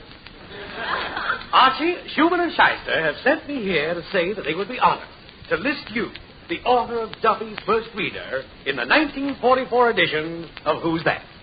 You mean I'm going to be immortalized? Gee, that's an honor, huh? An honor? Well, just look at some of the names you would be listed with. John Charles Roberts, H.B. Castellanos, Cecil B. DeGaulle, and Mendel Wilkie. Boy, and what names? And my name will be there, too, huh? Mr. Ashley. Yeah. Yes, sir, Archie. And let's go over to the table and fill out this questionnaire. Now, Eddie, don't let nobody bother me. I've got to fill out this questionnaire for Shulman and Shyster. Let's see here now. Name, Archie. Address, 113 and a quarter, East 13th Street. You've got to put down your zone number. Zone? Oh, yeah. Upstairs in the back. Boy, Eddie, getting in this book is some honor, huh? Miss Archie, do you send in an application to get on these sucker lists, or do they just pick your name at random? What do you mean? The guy didn't ask me for no dough, did he? If the day is still young. Eddie, please, don't be so skeptical. Archie, have you got another actress coming down here tonight? Yeah, Miss Duffy, Lucille Ball. And what's wrong with actresses? Nothing. But why do they always have to be girls? They got a strict rule in Hollywood that all actresses have to be girls. Listen, why was you so late tonight? Where was you? Down at the 10 Jolly Girls Lacey and Athletic Club canteen. Them 10 ugly dames got a canteen now? Well, what do you do for the guys? Well, first we give the soldier a cup of coffee, and then we ask if he has a sweetheart back home. And if he has a sweetheart? We just keep asking till we find one that hasn't. Well, suppose you don't find one that hasn't. Then we close for the night. But usually we find at least one. What a man trap. Don't worry, Archie. We have very strict rules. No jolly girl is allowed to kiss a fella unless he's been overseas. Gee, you should have seen the handsome soldier Vera Fogarty kiss tonight. Mm-hmm. Whereabouts overseas had he been? Oklahoma. That ain't overseas. You gotta cross the Mississippi to get there, and the ocean flows into the Mississippi, doesn't it? No, the Mississippi flows into the ocean. Too late. Vera's already kissed him. I'm surprised you don't just put a pan of salt water in the joint and hop across it. The ocean flows into the Mississippi. Duffy, could I come down to your canteen some night? Oh, of course, Mr. Johnston. You can come down and sing for us. Oh, I'd be glad to. What time did the doors close? Well, the doors are locked at 12 o'clock. Yeah, the door's locked at 12 o'clock, but you're a strong-looking guy, Johnny. You can fight your way out. Listen, pay no attention to it. Go ahead and sing something. Sing that paper doll, huh?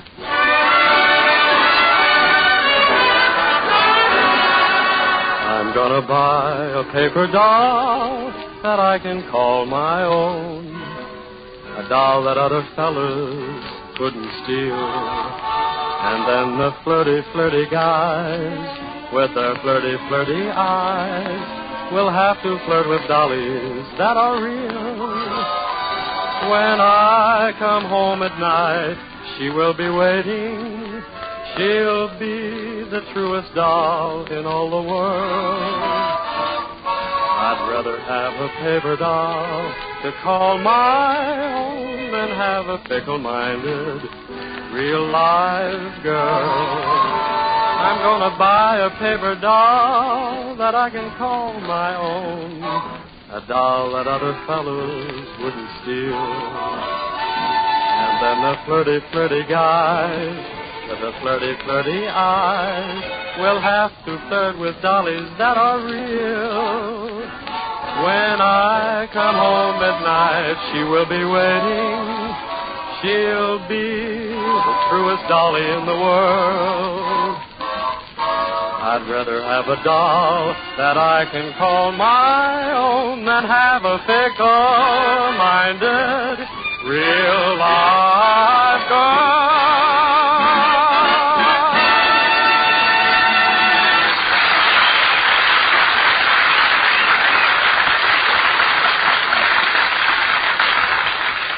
Listen now, Eddie, I got to finish this questionnaire. Now, leave a seat here. Education. What'll I put there? Oh, tell him the truth. Leave it blank. Cut it out, Eddie. Let's see now. Education. For 3 years, I attended at the varsity at UCLA at Ann Arbor, Michigan. UCLA? That ain't in Michigan. Oh, huh? Okay, I'll change it to University of Montana. I know that's in Michigan. Let's see. University of M-O-N. Funny, Eddie, I went there and I can't spell it. Well, make it UCLA. That you can spell. Yeah, good. I matriculated from UCLA, where I graduated non-campus Memphis. I got it down. What does it mean, Eddie? That means with high honors. Oh, naturally. Sure. PhD. Now, let's see. Postgraduate work. What does that mean? That means a PG. Correspondence course. Oh, wait. Put in that one you took on muscle building. Nah, I can't. Never got no diploma. Never got no muscles, neither. Hey, wait a minute, Eddie. Here comes Lucille Ball. Now, you better beat it. Why? Well, she probably wanted to be alone with me. You know, this is a sentimental moment. Well, Lucille Ball.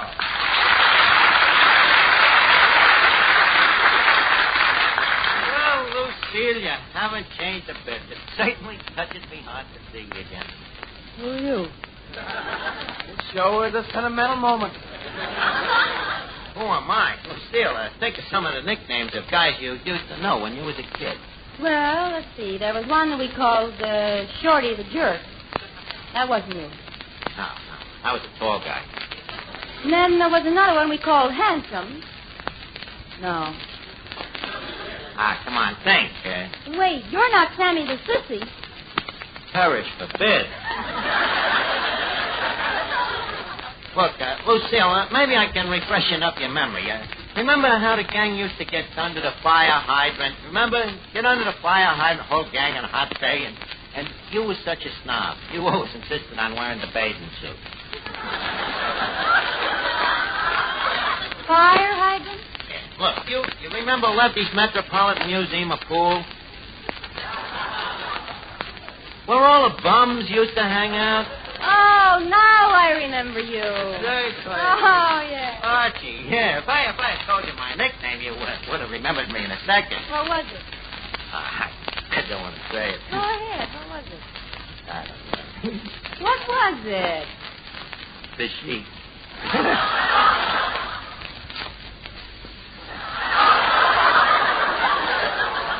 Perish forbid.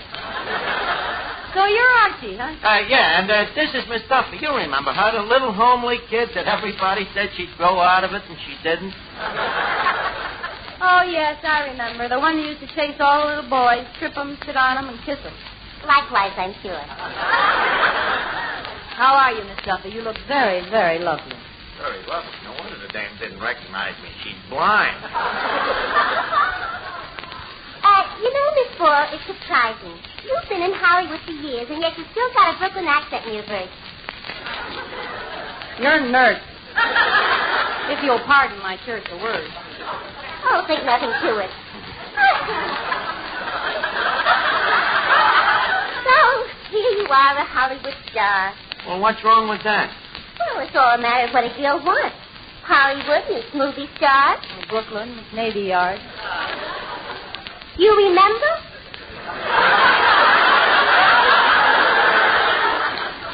But what I mean is, movies is all right if one wants to make a silly career of kissing a different fellow every day. One day, Clark Gable kissing you, and then the next day, Tyrone Power, and then the next day, Robert Taylor. Anyway, where could Papa get another cashier? Look, Miss Duffy, please. Papa desires a monthly inventory. Go count the pickled pigs, please. Well, Lucille, oh, by the way, you don't mind me calling you Lucille. Not at all, Chief. Well, Miss Ball.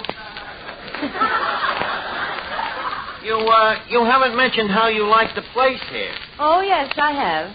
Under my breath. Well, let's hear it. We like ladies' comment.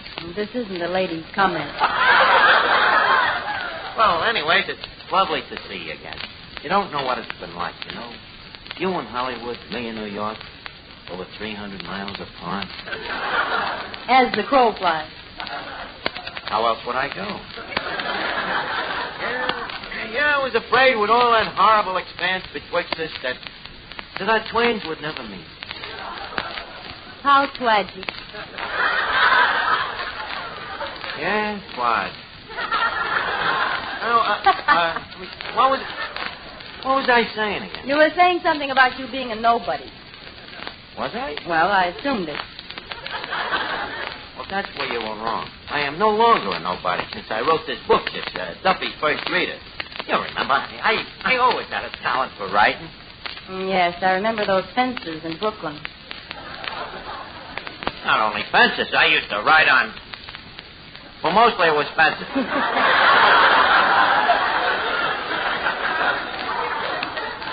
Anyways, suddenly I write this book, and lo and behold.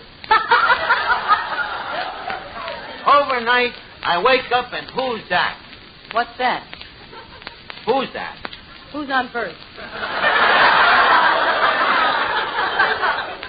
Lucille. Who's that is sort of a who's who of what's what in the world. Well, now that makes it really hard. Makes it really hard? What do you mean? Well, now, if you and I take up where we left off, Archie, all the columnists will say, what's their name fell for who's this because he's in who's that. Silly girl. Don't worry about it. What do you care what idle gossip mongers? And don't forget the old proverb. Any publicity is good publicity as long as they don't mention your name. Lucille, you look lovely standing there with that red hair of yours lighted up by the soft glow from the pinball machine. You know something about that hair of yours? What about it? Well, I believe in traffic rules, but that red don't make me want to stop. I believe in traffic rules, too, but that complexion of yours. What about it? That green makes me want to go. Great sense of humor. Lucille, you know, I'm filling out a questionnaire here, and there's a question that says type of woman preferred. What do you think I'm going to put down? Female. Well, yeah, but with a little coaxing, I could change it from female to red-headed female. And where it says name, I could easily change it from Archie to Archibald. Are you sure you're not Shorty the Jerk? Cut the kid. This is wonderful, Lucille. You and me working on this questionnaire together, you know. Sort of intimate, like sending out our laundry in the same bag. Hey, that's an idea, sending out our laundry together. You think there's any chance, Lucille? Not as much chance as there is of getting it back. You mind to take it that you spurned to be known as the future Mrs. Archie? Crazy, ain't I? Well, Archie, have you finished the questionnaire yet? Oh, yeah. By the way, Miss Ball, this is Mr. Ashley. Mr. Ashley, Miss Ball, Mr. Ashley. May I present? How do you do? I understand this is a sort of a reunion. Biggest laugh we got tonight. This is old home week. You know, Stinker here is from the old neighborhood. Oh, please, Archie. Miss Ball, Stinker is just a boyhood nickname. You know, children sometimes have cruel tongues. But good noses. Thank you, I think. You can talk plainer than that. Now, Archie, I'd like your opinion of one more thing. What kind of leather do you think the book should be bound in? Bound. Well, all books are bound. Oh, I must remember that. That's a good thing for a writer to know. What kind of boundings have you got? Well, Morocco, pigskin, pin seal, calfskin, suede. Well, suede is nice, but hate to think of them killing all them little suedes just to cover the book. Well, Archie, I'll be running along now. Oh, Miss Ball, before I leave, could I have your autograph? And, Archie, I would like to have you sign here, too. Okay. Thank you both. And Archie, old friend, next time I come to see you, I hope I'll be bringing you news that you've been awarded the Nobel Prize. Well, I'll be just satisfied with a Pulitzer Prize.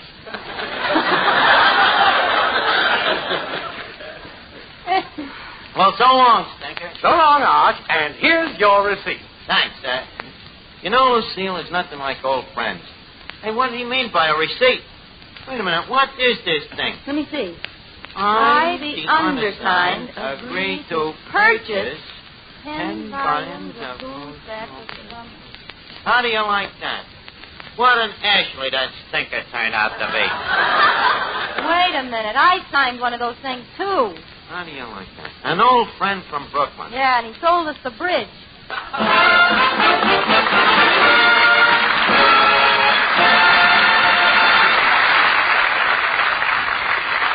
Now, before we leave Duffy's Tavern, leave us put a couple of nickels in Duffy's jukebox. Duffy's jukebox, where the feet meet the beat. Well, the platter's spinning, the needle's in the groove, and here's the first number coming up.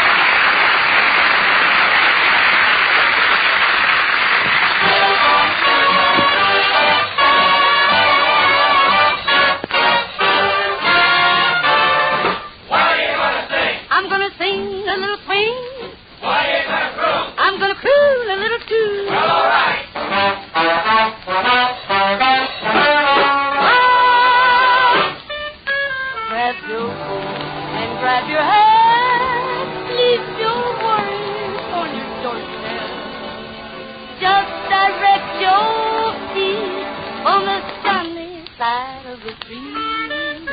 Can't you hear the pitter pat? Ain't that happy too? Is your step?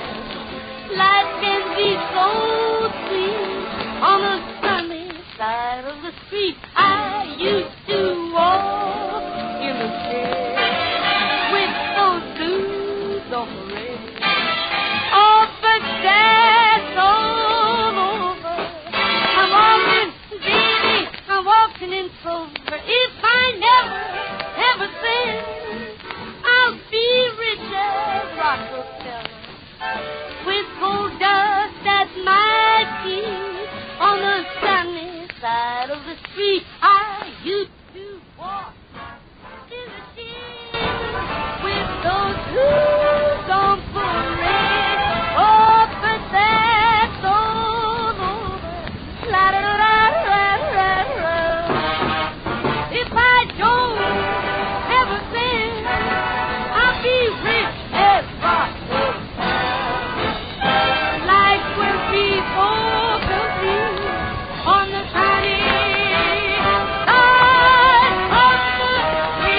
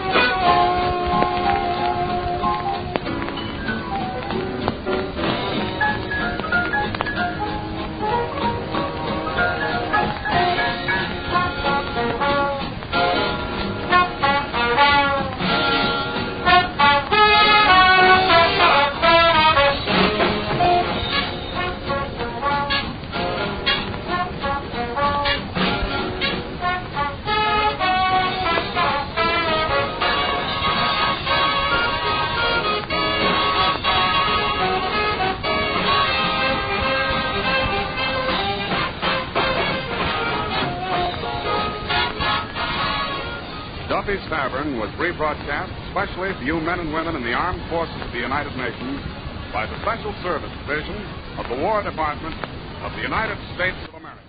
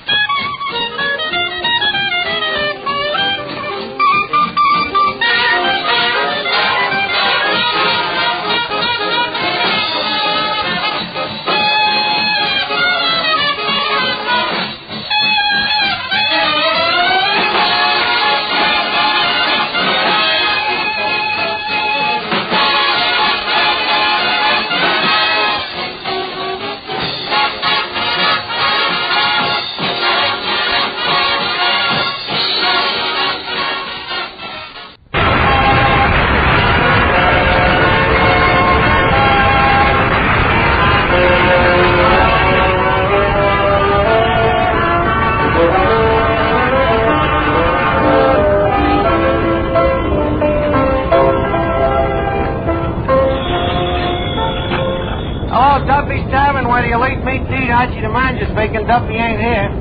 Oh, Duffy, guess who's coming down tonight? Well, I'll give you a hint. Think of a beautiful face with hair hanging down over one eye. No, not John L. Lewis. His hair hangs down over both eyes. It's Veronica Lake, Duffy. Huh? Well, no, actually, she don't wear it that way no more. Now, you ought to see her. Her face is as bald as a billiard ball. Oh, yes, a very beautiful dish, you know. Her figure, sort of petitely Juno-esque. Petite in some spots and Juno-esque in others. Like Mrs. Duffy? Duffy, I said Juno-esque, not Jumbo-esque. Yes, sir, Duffy. Veronica's one of the most beautiful dames in this whole world. Yeah, her face beams like a full moon in April. Her shoulders have the whiteness of the blossoms in May. Her eyes twinkle like little snowflakes in December. What happened to June, July, August, September, October? The census cut them out. What? I promised to get a big name singer for the joint? Well, Duffy, I got that arranged. You see, Panya Slavnik, the music teacher, is bringing a singer down that's one of the biggest names in show business. A chanteuse? No, it's a male singer. Yeah, a manteuse. What? Look, Duffy, if I say I'm going to get you a big name, I'm going to get you a big name. If I don't, I'm a dirty what? I'm going to get you an even bigger name than that. Huh? Okay, I'll call you back. Say, Eddie, you know, we have a distinguished guest coming here tonight. Yes, sir? Did you wash the windows on the side wall? Oh, Mr. Arch, I've been washing that wall for years. I ain't found a window yet. Well, find one and clean it. We're sure getting particular here. First thing you know, we'll be using napkins. Eddie, you read me mind. You must be psychopathic. Here. Look. Napkins. Two of them. Sure. High-class customers, you know, the carnage trade. And, Eddie, I don't know whether you know anything about napkins, but look at these. Feel the quality of that paper. Yeah, that's a funny thing. I was in a place the other day that uses cloth napkins. Well, that's possible. These days they're using cheap substitutes for everything. Well, speaking of the devil... Archie, I hear Veronica Lake is coming down here tonight. That's right, Miss Duffy. For what reason? For what reason? Well, far be it for me to say, but, well, what do you think? There must be another reason. Oh, yeah? Ask Eddie why she's coming. Well, it could be the food here. Food, Eddie, that'd be silly. No sillier than the other reason. As I have told you many times, Miss Duffy, it happens that I have a certain amount of personal magnetism. You mean you attract maggots? Veronica Lake happens to be a movie star. Don't change the subject. You and Veronica Lake. Yes, sir, I can see it already. The two of us sitting in the moonlight, holding hands. Swine hearts beating a diesel time. Her sitting on me lap, me kissing her. Her kissing me. Me kissing her. Her kissing me. Me kissing her. Her kissing me. Stay up there another 8 hours and you can get a pilot's license.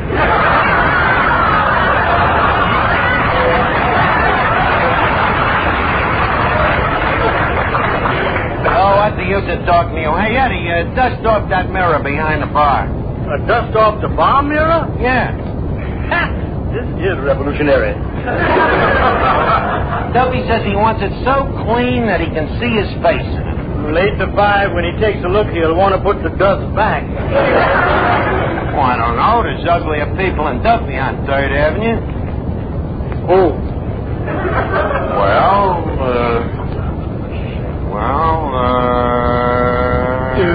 Hello, Art. Eddie, I guess you was right. Hello, Finian. Hey, you're all dressed up tonight. Thanks. You like this sweater? Oh, very good. Goes well with them sneakers. Tell me, where'd you get the sweater? My mother made it for me. She's just learning how to knit. Mother knitted it, huh? Wait. Yeah. Hey, what's them 2 buttons doing in the back? Started out to be long underwear. Oh, it's a lucky thing you dressed formal tonight. You know, we're expecting a very attractive lady of the opposite sex. Really? Yeah. Hey, who's the dame? The dame is Veronica Lake. Oh, boy. Veronica Lake? You go for her, huh? Oh, boy, George. I seen one of them candid camera pictures of her in a movie magazine with Alan Ladd. Yeah, huh? What kind of a candid camera picture was it? you should have seen it, Arch. All she was wearing was a skimpy little bathing suit. That's all, huh? Yeah. You never seen such a bathing suit, Arch. There was practically nothing to it. Yeah.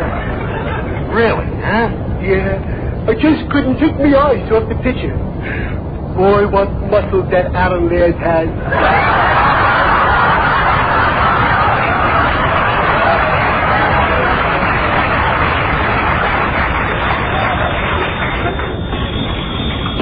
Hello?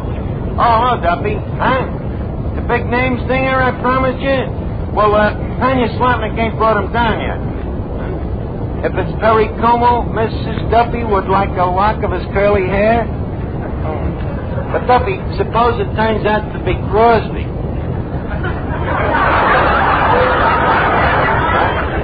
Oh. Just send a piece of his scalp, huh? Duffy, that's already been asked for by Mrs. Sinatra. I'll tell you as soon as the guy gets here, though, Duffy. I'll call you back. Hey, Arch. Yeah? This new singer, do you think he'll make me swoon? Well, with you, it'll be hard to tell. Hey, Miss Duffy. Yeah? Miss Duffy, that music teacher of yours, that Yashipanya Slamnik, is he a reliable judge of talent? If he wasn't, do you think he'd hold such an important position? What position? He only happens to be the technical advisor to Western Union for all singing telegrams. What? Didn't know. I only hope that he ain't trying to palm you off as the big name singer. I wouldn't sing for you with a 10-foot pole. Besides, it so happens that Yasha is saving me for television. Lucky radio. He's gonna put you in television, huh? Yes, he's very complimentary. He keeps saying, Miss Duffy, your face will be just right for television as soon as some improvements are made. Well, you can't help your face, Miss Duffy. After all, it's a matter of heredity. Look at that picture there. Look at that horrible picture of your old man up there. I don't think it's so horrible. I think it's a very good likeness. Miss Duffy, you're looking at the Buck Beer sign. That's your father's picture hanging next to it. Oh. Well, I admit he's no Clark Gable. He ain't even a Boris Karloff. Eddie, please, turn that picture of Duffy around so that when Veronica Lake gets here, it won't turn her stomach. Brother, it's a lucky thing Devil Air never seen that picture of Duffy. He'd sue him for lousing up the map of Ireland.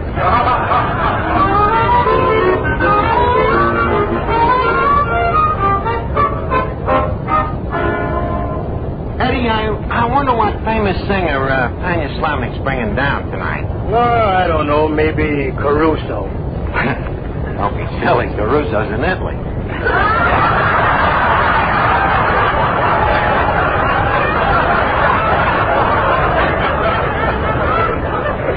Yeah, that's right. I forgot. Oh, wait a minute. Here's Tanya Slamnick now. Hey, Yasha. Your humble servant. Did you bring that singer that you promised? By me, a promise is a promise. Quick, who is he? Where is he? At the moment, he is outside gargling. Oh, well, quick, bring him in. Hello? Oh, Duffy, the singer? He's outside lubricating his gargle. Well, I'll know in a second, but I got a hunch that it's either Bing Crosby or Dennis Day. Archie, here he is. Hold on, Duffy. I'll find out who it is. Yasha. Yes? Come on now. Bing Crosby or Dennis Day? Who is he? Lope Balaguer. I'll call you back, Duffy.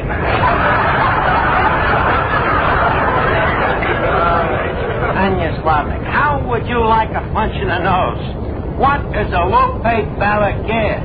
He is the singer. But you said he was a Bing Crosby. So we'll get him some loud shirts. You promised me a big name, and you give me a guy named Lope Balaguer. Please, my boy. Lope Balaguer is only being his stage name. Oh, well, that's different. Of course. His real name is Jose Balaguer. In that case, I'll punch both of them in the nose. Please, my boy, don't be so impatient. Lope, what song you would like to sing? I will sing contigo a la distancia. Hello? Hello, Duffy. He's about to sing. Huh? No, it ain't Morton Downey. No, not Chauncey Olcott. No, not John McCormick. Is he Irish? Duffy, he's as Irish as Patty's enchilada. Well, now you just listen and see if you can guess who he is. Okay, Slavic, turn him loose. You listening, Duffy? Okay. No existe un momento del día en que pueda apartarme de ti.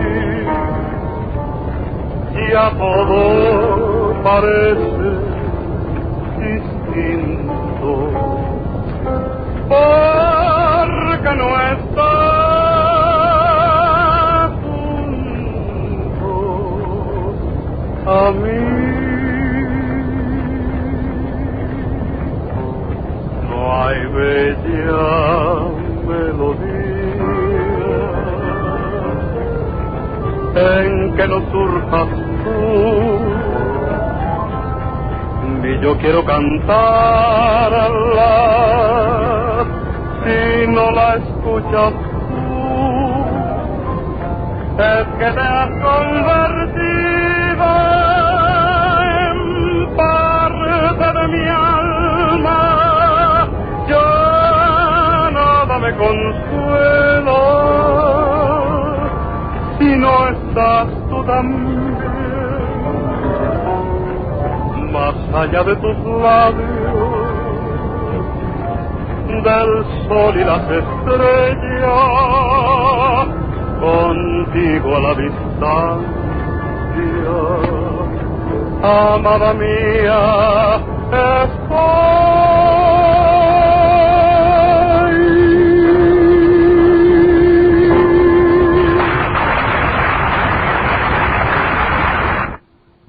Oh, Duffy, you liked them, huh? Well, did you recognize whose place it was? Huh? No. Not Chang Chai Chek. Well, keep guessing, Duffy. I'll call you later. So, Archie, what's the difference? He's got a big name. This boy is making the women swoon. Oh, hey, wait. Maybe that's me way out of this. If I can get Veronica Lake to swoon over this guy, he'd get enough publicity to make him a big name. I can see the headlines already. Veronica Lake faints at Duffy. Hello? Hello, Duffy. Huh? No. Not Bobby Breen. Hey, just a minute. Veronica Lake just come in. Oh, yeah, it's dynamite, Duffy. You know, the kind of a dame when you see her on the beach in a bathing suit, you turn to your kid and you say, look, Junior, why don't you go bury your mother in the sand?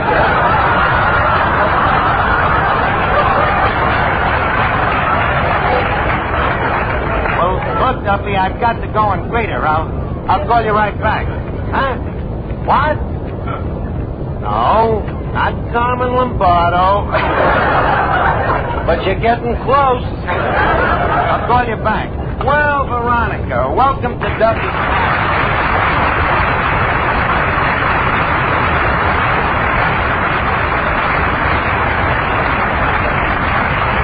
Hello, Archie. Well, Miss Lake, may I say that I have long been a humble worshiper of your feet? Welcome to our hollow priests.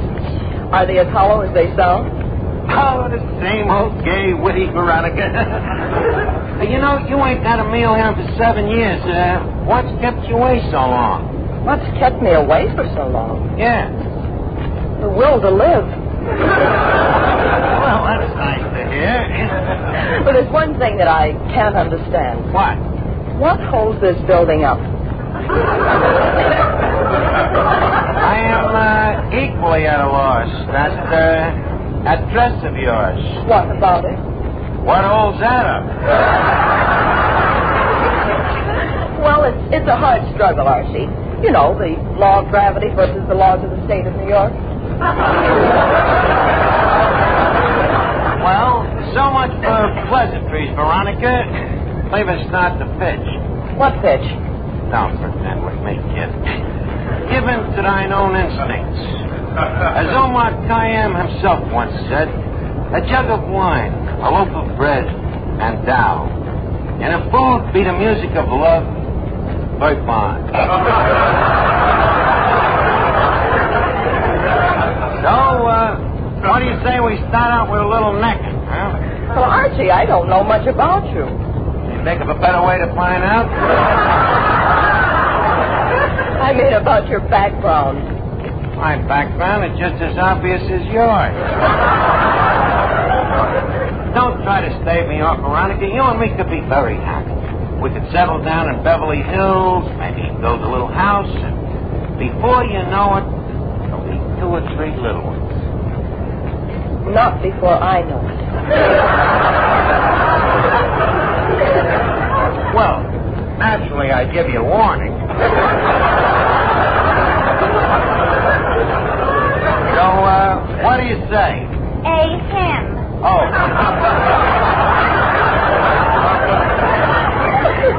Oh, Miss Lake, this is Miss Duffy, the fruit of Duffy's wedlock, otherwise known as the fruitcake.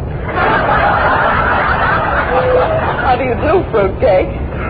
Likewise, I'm sure. Oh, Miss Lake, this is sure a thrill. Just think, to meet in person a girl who was in the same picture with Claudette Colbert. Thank you. Oh, you know, we love your pictures in my family. Papa, that's my father. He cried at one of your pictures. He said it was just like the story of his life. The story of his life? What picture was that? I married a witch.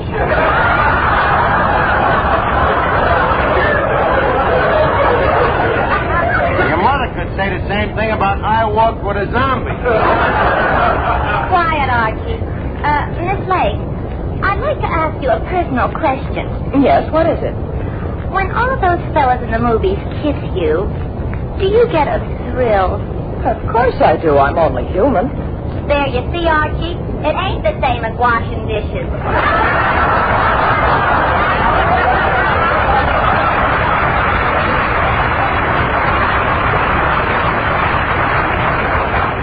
Duffy, please get out of here, will you now? Veronica, what was I talking about? Yourself, let's face it. That's funny, huh? You know, with a sense of humor like yours, you'd be a wrap-up for me, Jim. But wait a minute, before you start getting too serious, Veronica, I'd like you to do me a platonic favor. That I'd be happy to do. Thank you.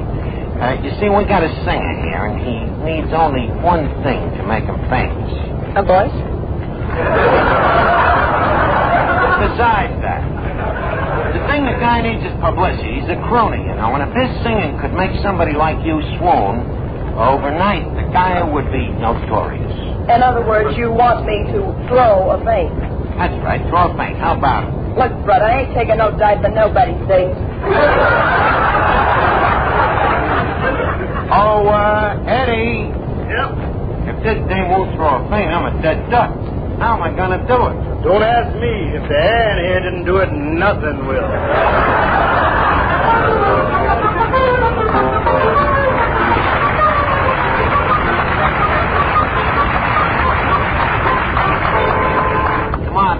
Give me a break, will you? When his crooner starts singing, how about one small swoon? Archie, I can't do it. Can't do it, huh? Well, some people is actresses and some people ain't. Maybe it's just the lack of no ability. Just what do you mean? Well, if I asked Betty Davis to cry, I bet you she'd flood the joint in a minute. Here I ask you to pull a simple swoon, and what happens? Well, perhaps if I heard this crooner sing, it might help. It certainly would. Wait, I'll get him over. Hey, Lupe, come here. Yes, Archie. Shake hands with Veronica Lake. Buenas noches, señorita. How do you do?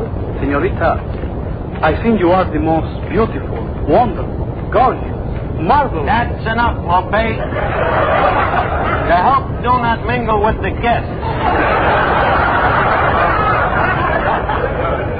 You just stick to vocalize now and make it real swoony. Huh? La la la la la la.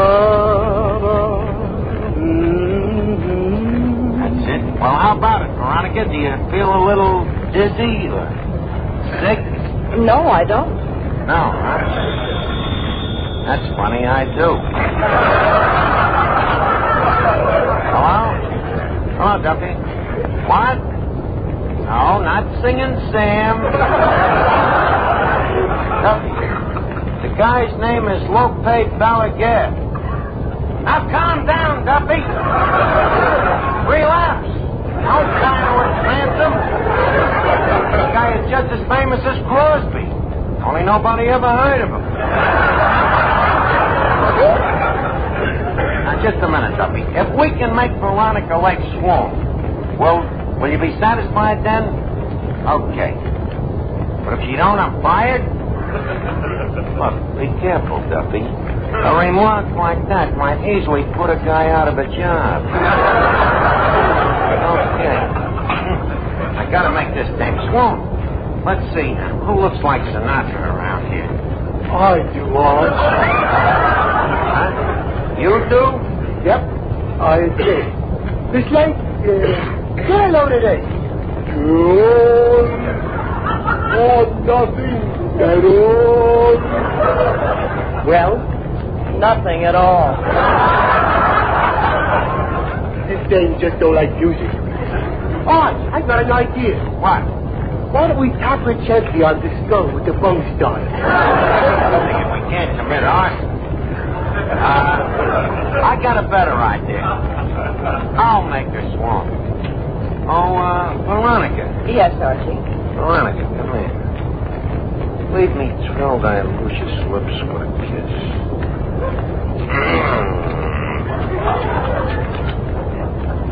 Well, how did you like it? I'll take Finnegan's singing.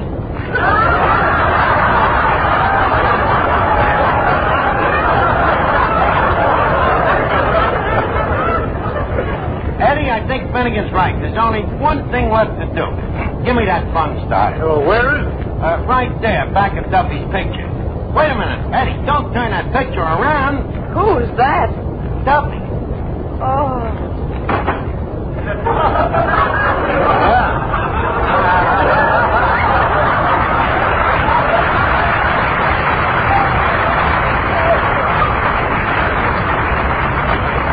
Well, that did it. Lope, you're hired. She swooned. What did it, Arch? Duffy's picture, of course. Why didn't we think of that in the first place? It just shows you, Eddie. What? The best laid plans of men and mice off gang of gray in the face of a rat.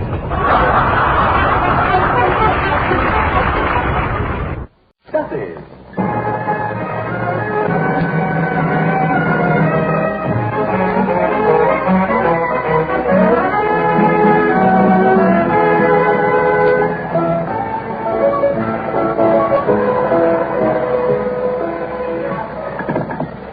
Duffy's where they late make the Archie the manager's vacant. Duffy ain't here. Hello, Duffy. Tonight, Peter Loring and Mrs. Corbett Wells in a talking bird. Huh? Mrs. Wells talking bird. Now, don't get excited, Duffy. It ain't Orson. Now, this bird you can shut up once in a while. Well, you ought to see the bird, Duffy. It's wonderful. He talks, he whistles, he even sings. Huh? Oh, no? Well, can you pull worms out of the ground with your beak? You probably could have, huh? Well, you ought to see him. He's practically human. Huh? 4F. And he's got flat feet. Well, they call him a minor bird. He comes from the Malay Peninsula. Yeah, where the Malarians come from. Yeah. Yeah, Mrs. Wells found him in the jungle, when he was just a little puppy. Huh? Well, what do you call a small bird? A gosling. Duffy, you kill me. A gosling is a Norwegian trader. Certainly. I'll call you back, Duffy. So long.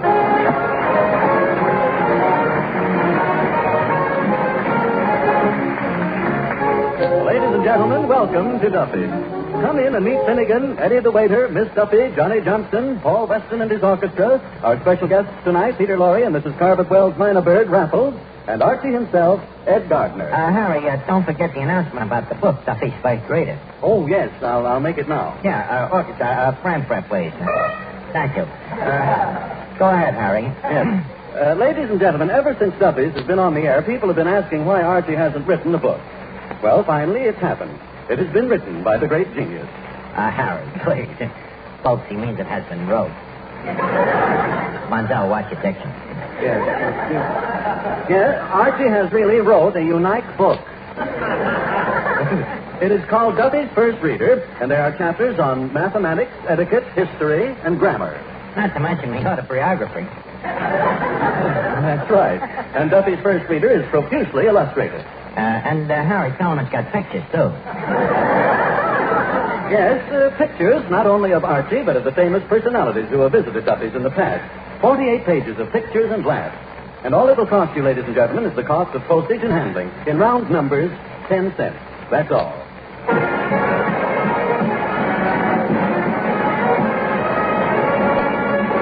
Miss Archie, now, this talking bird, what do they call it? They call it a minor bird. Why do they call it a minor bird? Well, Eddie, that is difficult for me to explain to one not familiar with the natural habitudes of botanology. Oh, you don't know, huh? Look, Eddie, I never talk on a subject of which I am ignorant. Now, that quiet, nobody could be.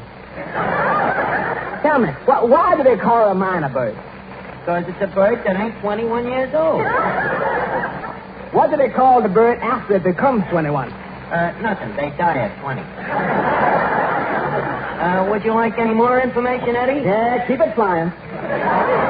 Well, where'd you get all this stuff? Well, don't forget, Eddie, that for a long time I was associated with the Explorers Club. As a busboy? Made of the water, they call me. Naturally, working in an Explorers Club, it makes one practically an explorer oneself. Well, I was a waiter at the Stock Club for 2 years. I ain't never had a baby. What did this bird look like? Well, it looks like sort of one of them molted falcons. Only darker. More of a chocolate malted falcon. Say, Archie. Oh, yeah, Miss Duffy. Who did you say was coming down here tonight? Peter Lorre and a talking bird. A fine choice they give me. What's wrong with Lorre? After all, he has all the requirements you demand. He's a man. He's too short. I never go out with small men. It ain't sportsmanlike. Oh, he's short, but he's tricky. What's wrong with short guys? Your own father is shorter than your mother, ain't he? Well, they were the same height when they were married. Yeah, well, I guess all that banging on the head has dwarfed him.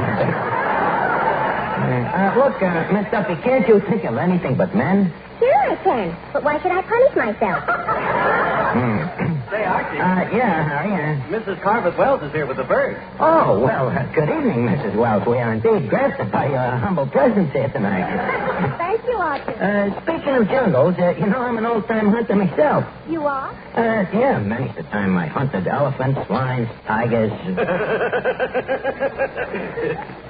hyenas.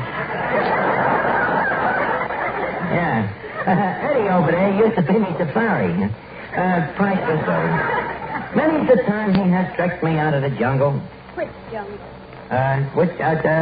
What was the name of that one again, Eddie? I'm sorry, this is the one you got to trek yourself out of. Well, anyway, as I was saying... Can't we hear the bird talk for a change? That is a very good idea. How about it, Mrs. Wells? All right, I'll take Raffles out of his cage. Rather hear a bird talk than that? Is that the bird doing that? Raffles, whistle your favorite tune. Whistle your favorite tune. Whistle your favorite tune. Whistle. Whistle your favorite tune. Better throw him a grape. Whistle your favorite tune. Whistle. Now whistle my country 'tis of thee, Raffles. Whistle my country 'tis of thee. Whistle. My country 'tis of thee. Whistle. Now, Raffles, you're going to whistle. You're going to whistle heel, heel again. You don't hear? Heel, heel. Whistle heel, heel.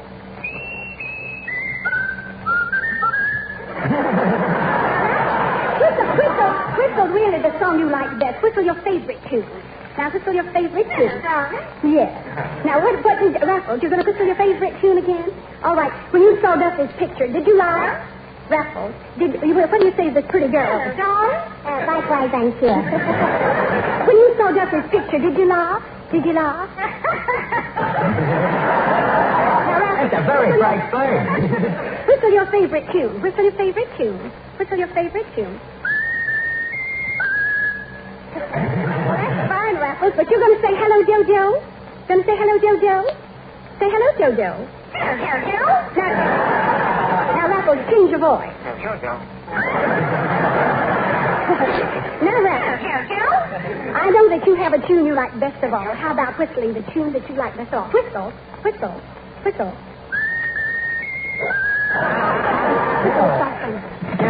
Hello? Hello, Duffy. Where's Bird's here?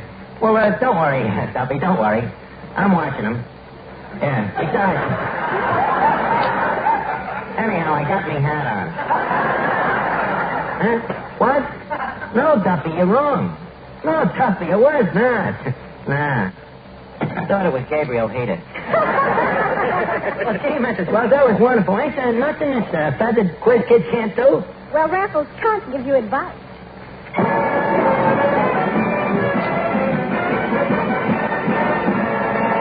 Hello, Archie. Oh, Johnson. Look, Johnny, I've been meaning to apologize to you. You know I've been a little rough on you the last couple of weeks now. I want you to know that I really think you're a great singer. Oh, okay, Bud. Now, look, about this bird. It happens that, I'm the singer around here, and I don't like to see a bird cutting in on my racket. Look, Johnson, it may be news to you, but them birds was in the singing racket long before you was. Well, I want you to know that I'm not taking second billing to a crow. Johnson, what is your song tonight? Sunday, Monday, or always. Sunday, Monday, or always. I noticed you left out payday. Johnson, sing. You were very wise leaving out that payday.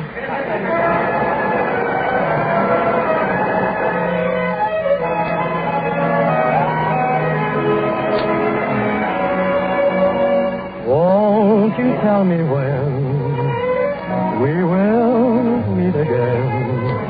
Sunday, Monday, or always. If you're satisfied, I'll be at your side. Sunday, Monday, or always. No need to tell me now what makes the world go round. When at the sight of you, my heart begins to pound and pound. And what am I to do? Can I be with you Sunday, Monday, or always?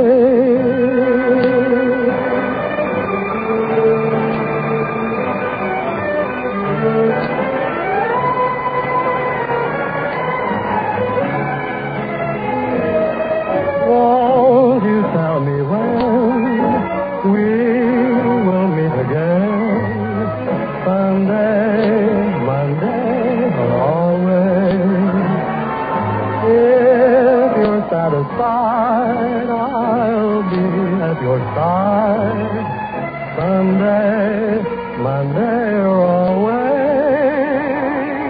No need to tell me now what makes the world go round. When at the sight of you, my heart begins to pound and pound. And what am I to do? Can I be with you Sunday, Monday, or always?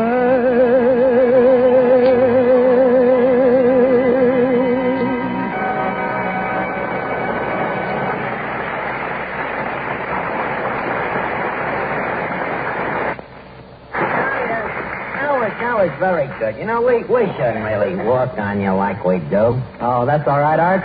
I'm like a rug, and I'm better after a good beating. Why do I try to get friendly with this guy? Well, Finnegan, you're late. You missed the talking bird. So what? We had chicken for dinner.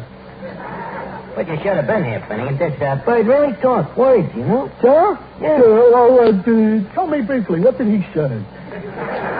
Well, he said, things like, take a bit, hello, Jojo, or Rebecca, hello, Jojo. Sounds like a moron to me. Where does this boy come from, Mike? Well, he's the offspring of Mrs. Convert Wells, the explorer. Oh, I know quite a number of offspring explorers. Finnegan, stop lying. What explorers do you know? Oh, Dr. Presume. Dr. Presume? Yeah, Dr. Livingston, I presume. The man's name was Stanley, I presume. Mr. Dawson? What's the matter? Oh, look here. The man has been sitting over in that car. You know who he is? Who? Mr. Peter Lawrence.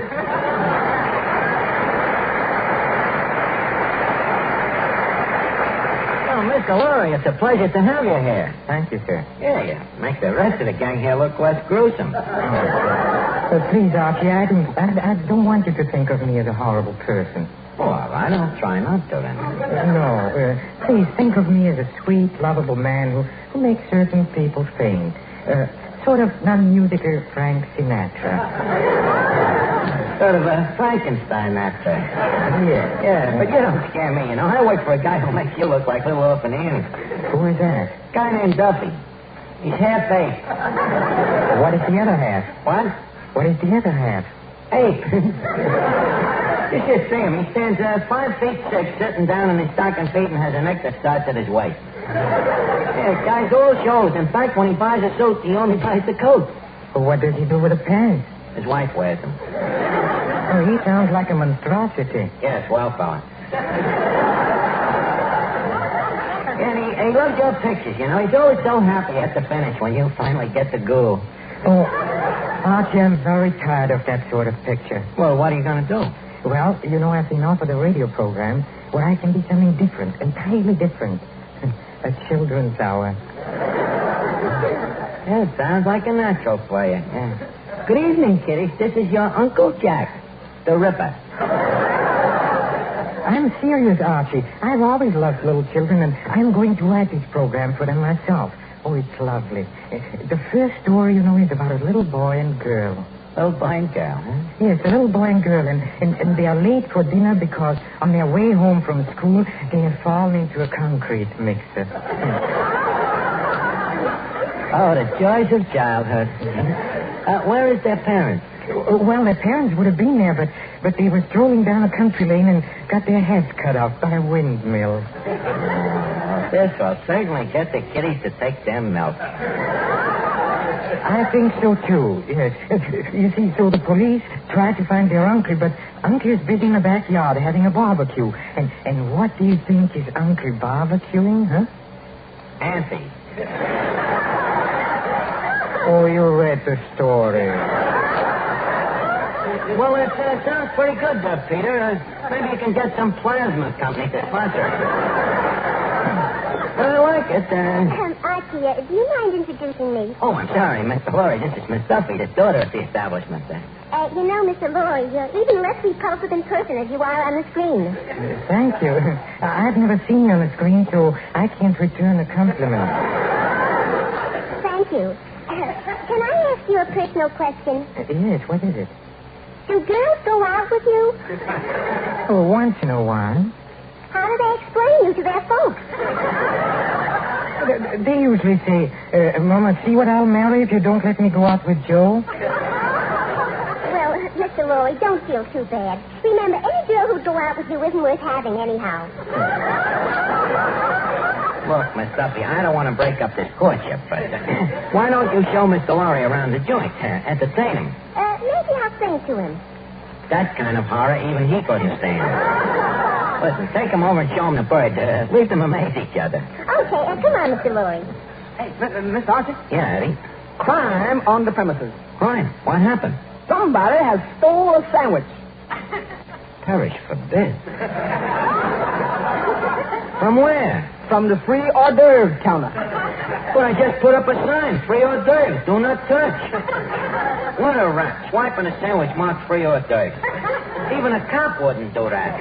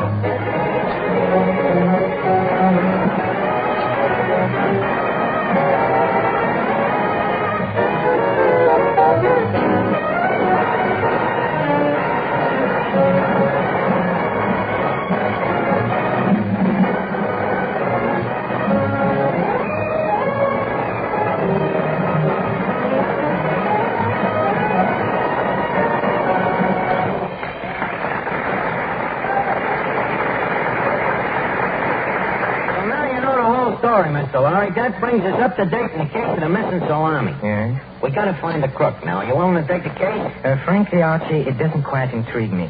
Well, why not? Well, you see, in the movies, the scene is usually more gruesome. You know, bodies on the floor and... Bodies on the floor? Finnegan. Finnegan, lay down. Oh, that's too gruesome. Too gruesome, huh? You better lay face down, Finnegan. Now, let's start the cross-examination and grill some of these rats. And, Mr. Lowry, out of courtesy to you as our guest, I think you're the first rat we should grill. Thank you. Thank you. Go ahead, sir. Okay, Lowry, now come clean. Where was you on the night of tonight? Well, I came down here to Duffy's. For what reason? Well, I was out of my mind. Out of your mind, huh? The logical man to eat the sandwich. Wait, this is a criminal investigation. It sure is. It sure is. Now, my dear Mr. Lowry, can you explain the location of your whereabouts during the misdemeanor of the sandwich? So when the sandwich was stolen, I was sitting on that chair next to the free hors d'oeuvre counter listening to the birds sing songs. Sitting next to the counter listening to the bird, huh? Yeah. But as you see, when I sit in this chair, I cannot possibly reach up to the sandwiches. Well, that eliminates you. Next witness. Name? Yeah. Yes, Your Honor. Just call me Mr. D.A. Take the stand, please, for the third degree. Oh, let me do this, Archie, please. Miss Duffy, where were you born? 223 and a half 3rd Avenue, 6 blocks from the Navy Yard. He just asked you for your birthplace, not your hobby. Now, Miss Duffy, were you ever convicted of a crime? Oh, just once, a minor traffic violation. And what was the violation? Necking on the intersection. Is that illegal? Yeah, we weren't in a car. Well, it's electing, huh? Proceed, prosecution. Prosecution rests and needed. Well, if we only had some clues, Eddie. Yeah. Eddie, take a stand. Say, oh, yes, 3 times. Oh, yes, oh, yes, oh, yes. Okay, the court is now in session. Eddie, do you recall the exact day that salami sandwich was made up? I think it was Labor Day. Yeah. It must have been Labor Day because the previous Easter, everybody said, these sandwiches must be left over from Christmas. What year was that? Well, I remember Roosevelt had just been elected. Yes? And everybody said, Teddy's going to make a wonderful president. Well, thank you, Eddie. Next witness, Clifton Fadiman. Now, tell me, Fadiman, did you steal the sandwich? Doc, I got a lullaby. You mean an alibi? No, a lullaby. I was asleep in the chair. Well, that dismembers you, Fadiman. Laurie, I'm stumped. Well, there's only one thing left to do. Cherchez la femme. Huh? Cherchez la femme. Find a woman. No, Laurie, we must get the case solved first. never can tell about these little guys. Hey, Archie, I have an idea. What about that lady, you know, the bird that whistles the Star-Spangled Banner? The Star-Spangled Banner. Europa. The case is solved. Who done it, Arch? Just a second. Mr. Lorry, your alibi was that you were sitting down and so couldn't reach the sandwich. Yes? Mr. Lorry, are you or are you ain't a patriotic citizen? I am. When the bird whistled the Star-Spangled Banner, what did you do? What, Now, Tank, you stood up and stole the sandwich. Peter Lorry, you're guilty. Justice has trumped. The case of the stolen salami is solved.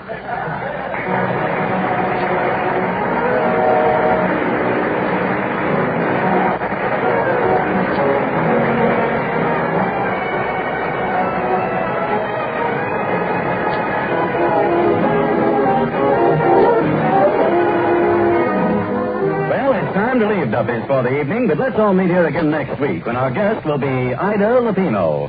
And if you have a half hour next Tuesday evening at the same time, remember... Duffy's where the late Miss Pete Archie speaking. Oh, Duffy, yeah, that's right. Next week, Ida Lupino. I'm going to ask you to help me get Duffy's first reader scenario for the movie. Yeah, well, Duffy, by the way, have you sent away for the book? Well, why don't you? It's only a dime. Huh? You'd rather wait till it comes out in a cheaper edition. Okay, good night, Duffy.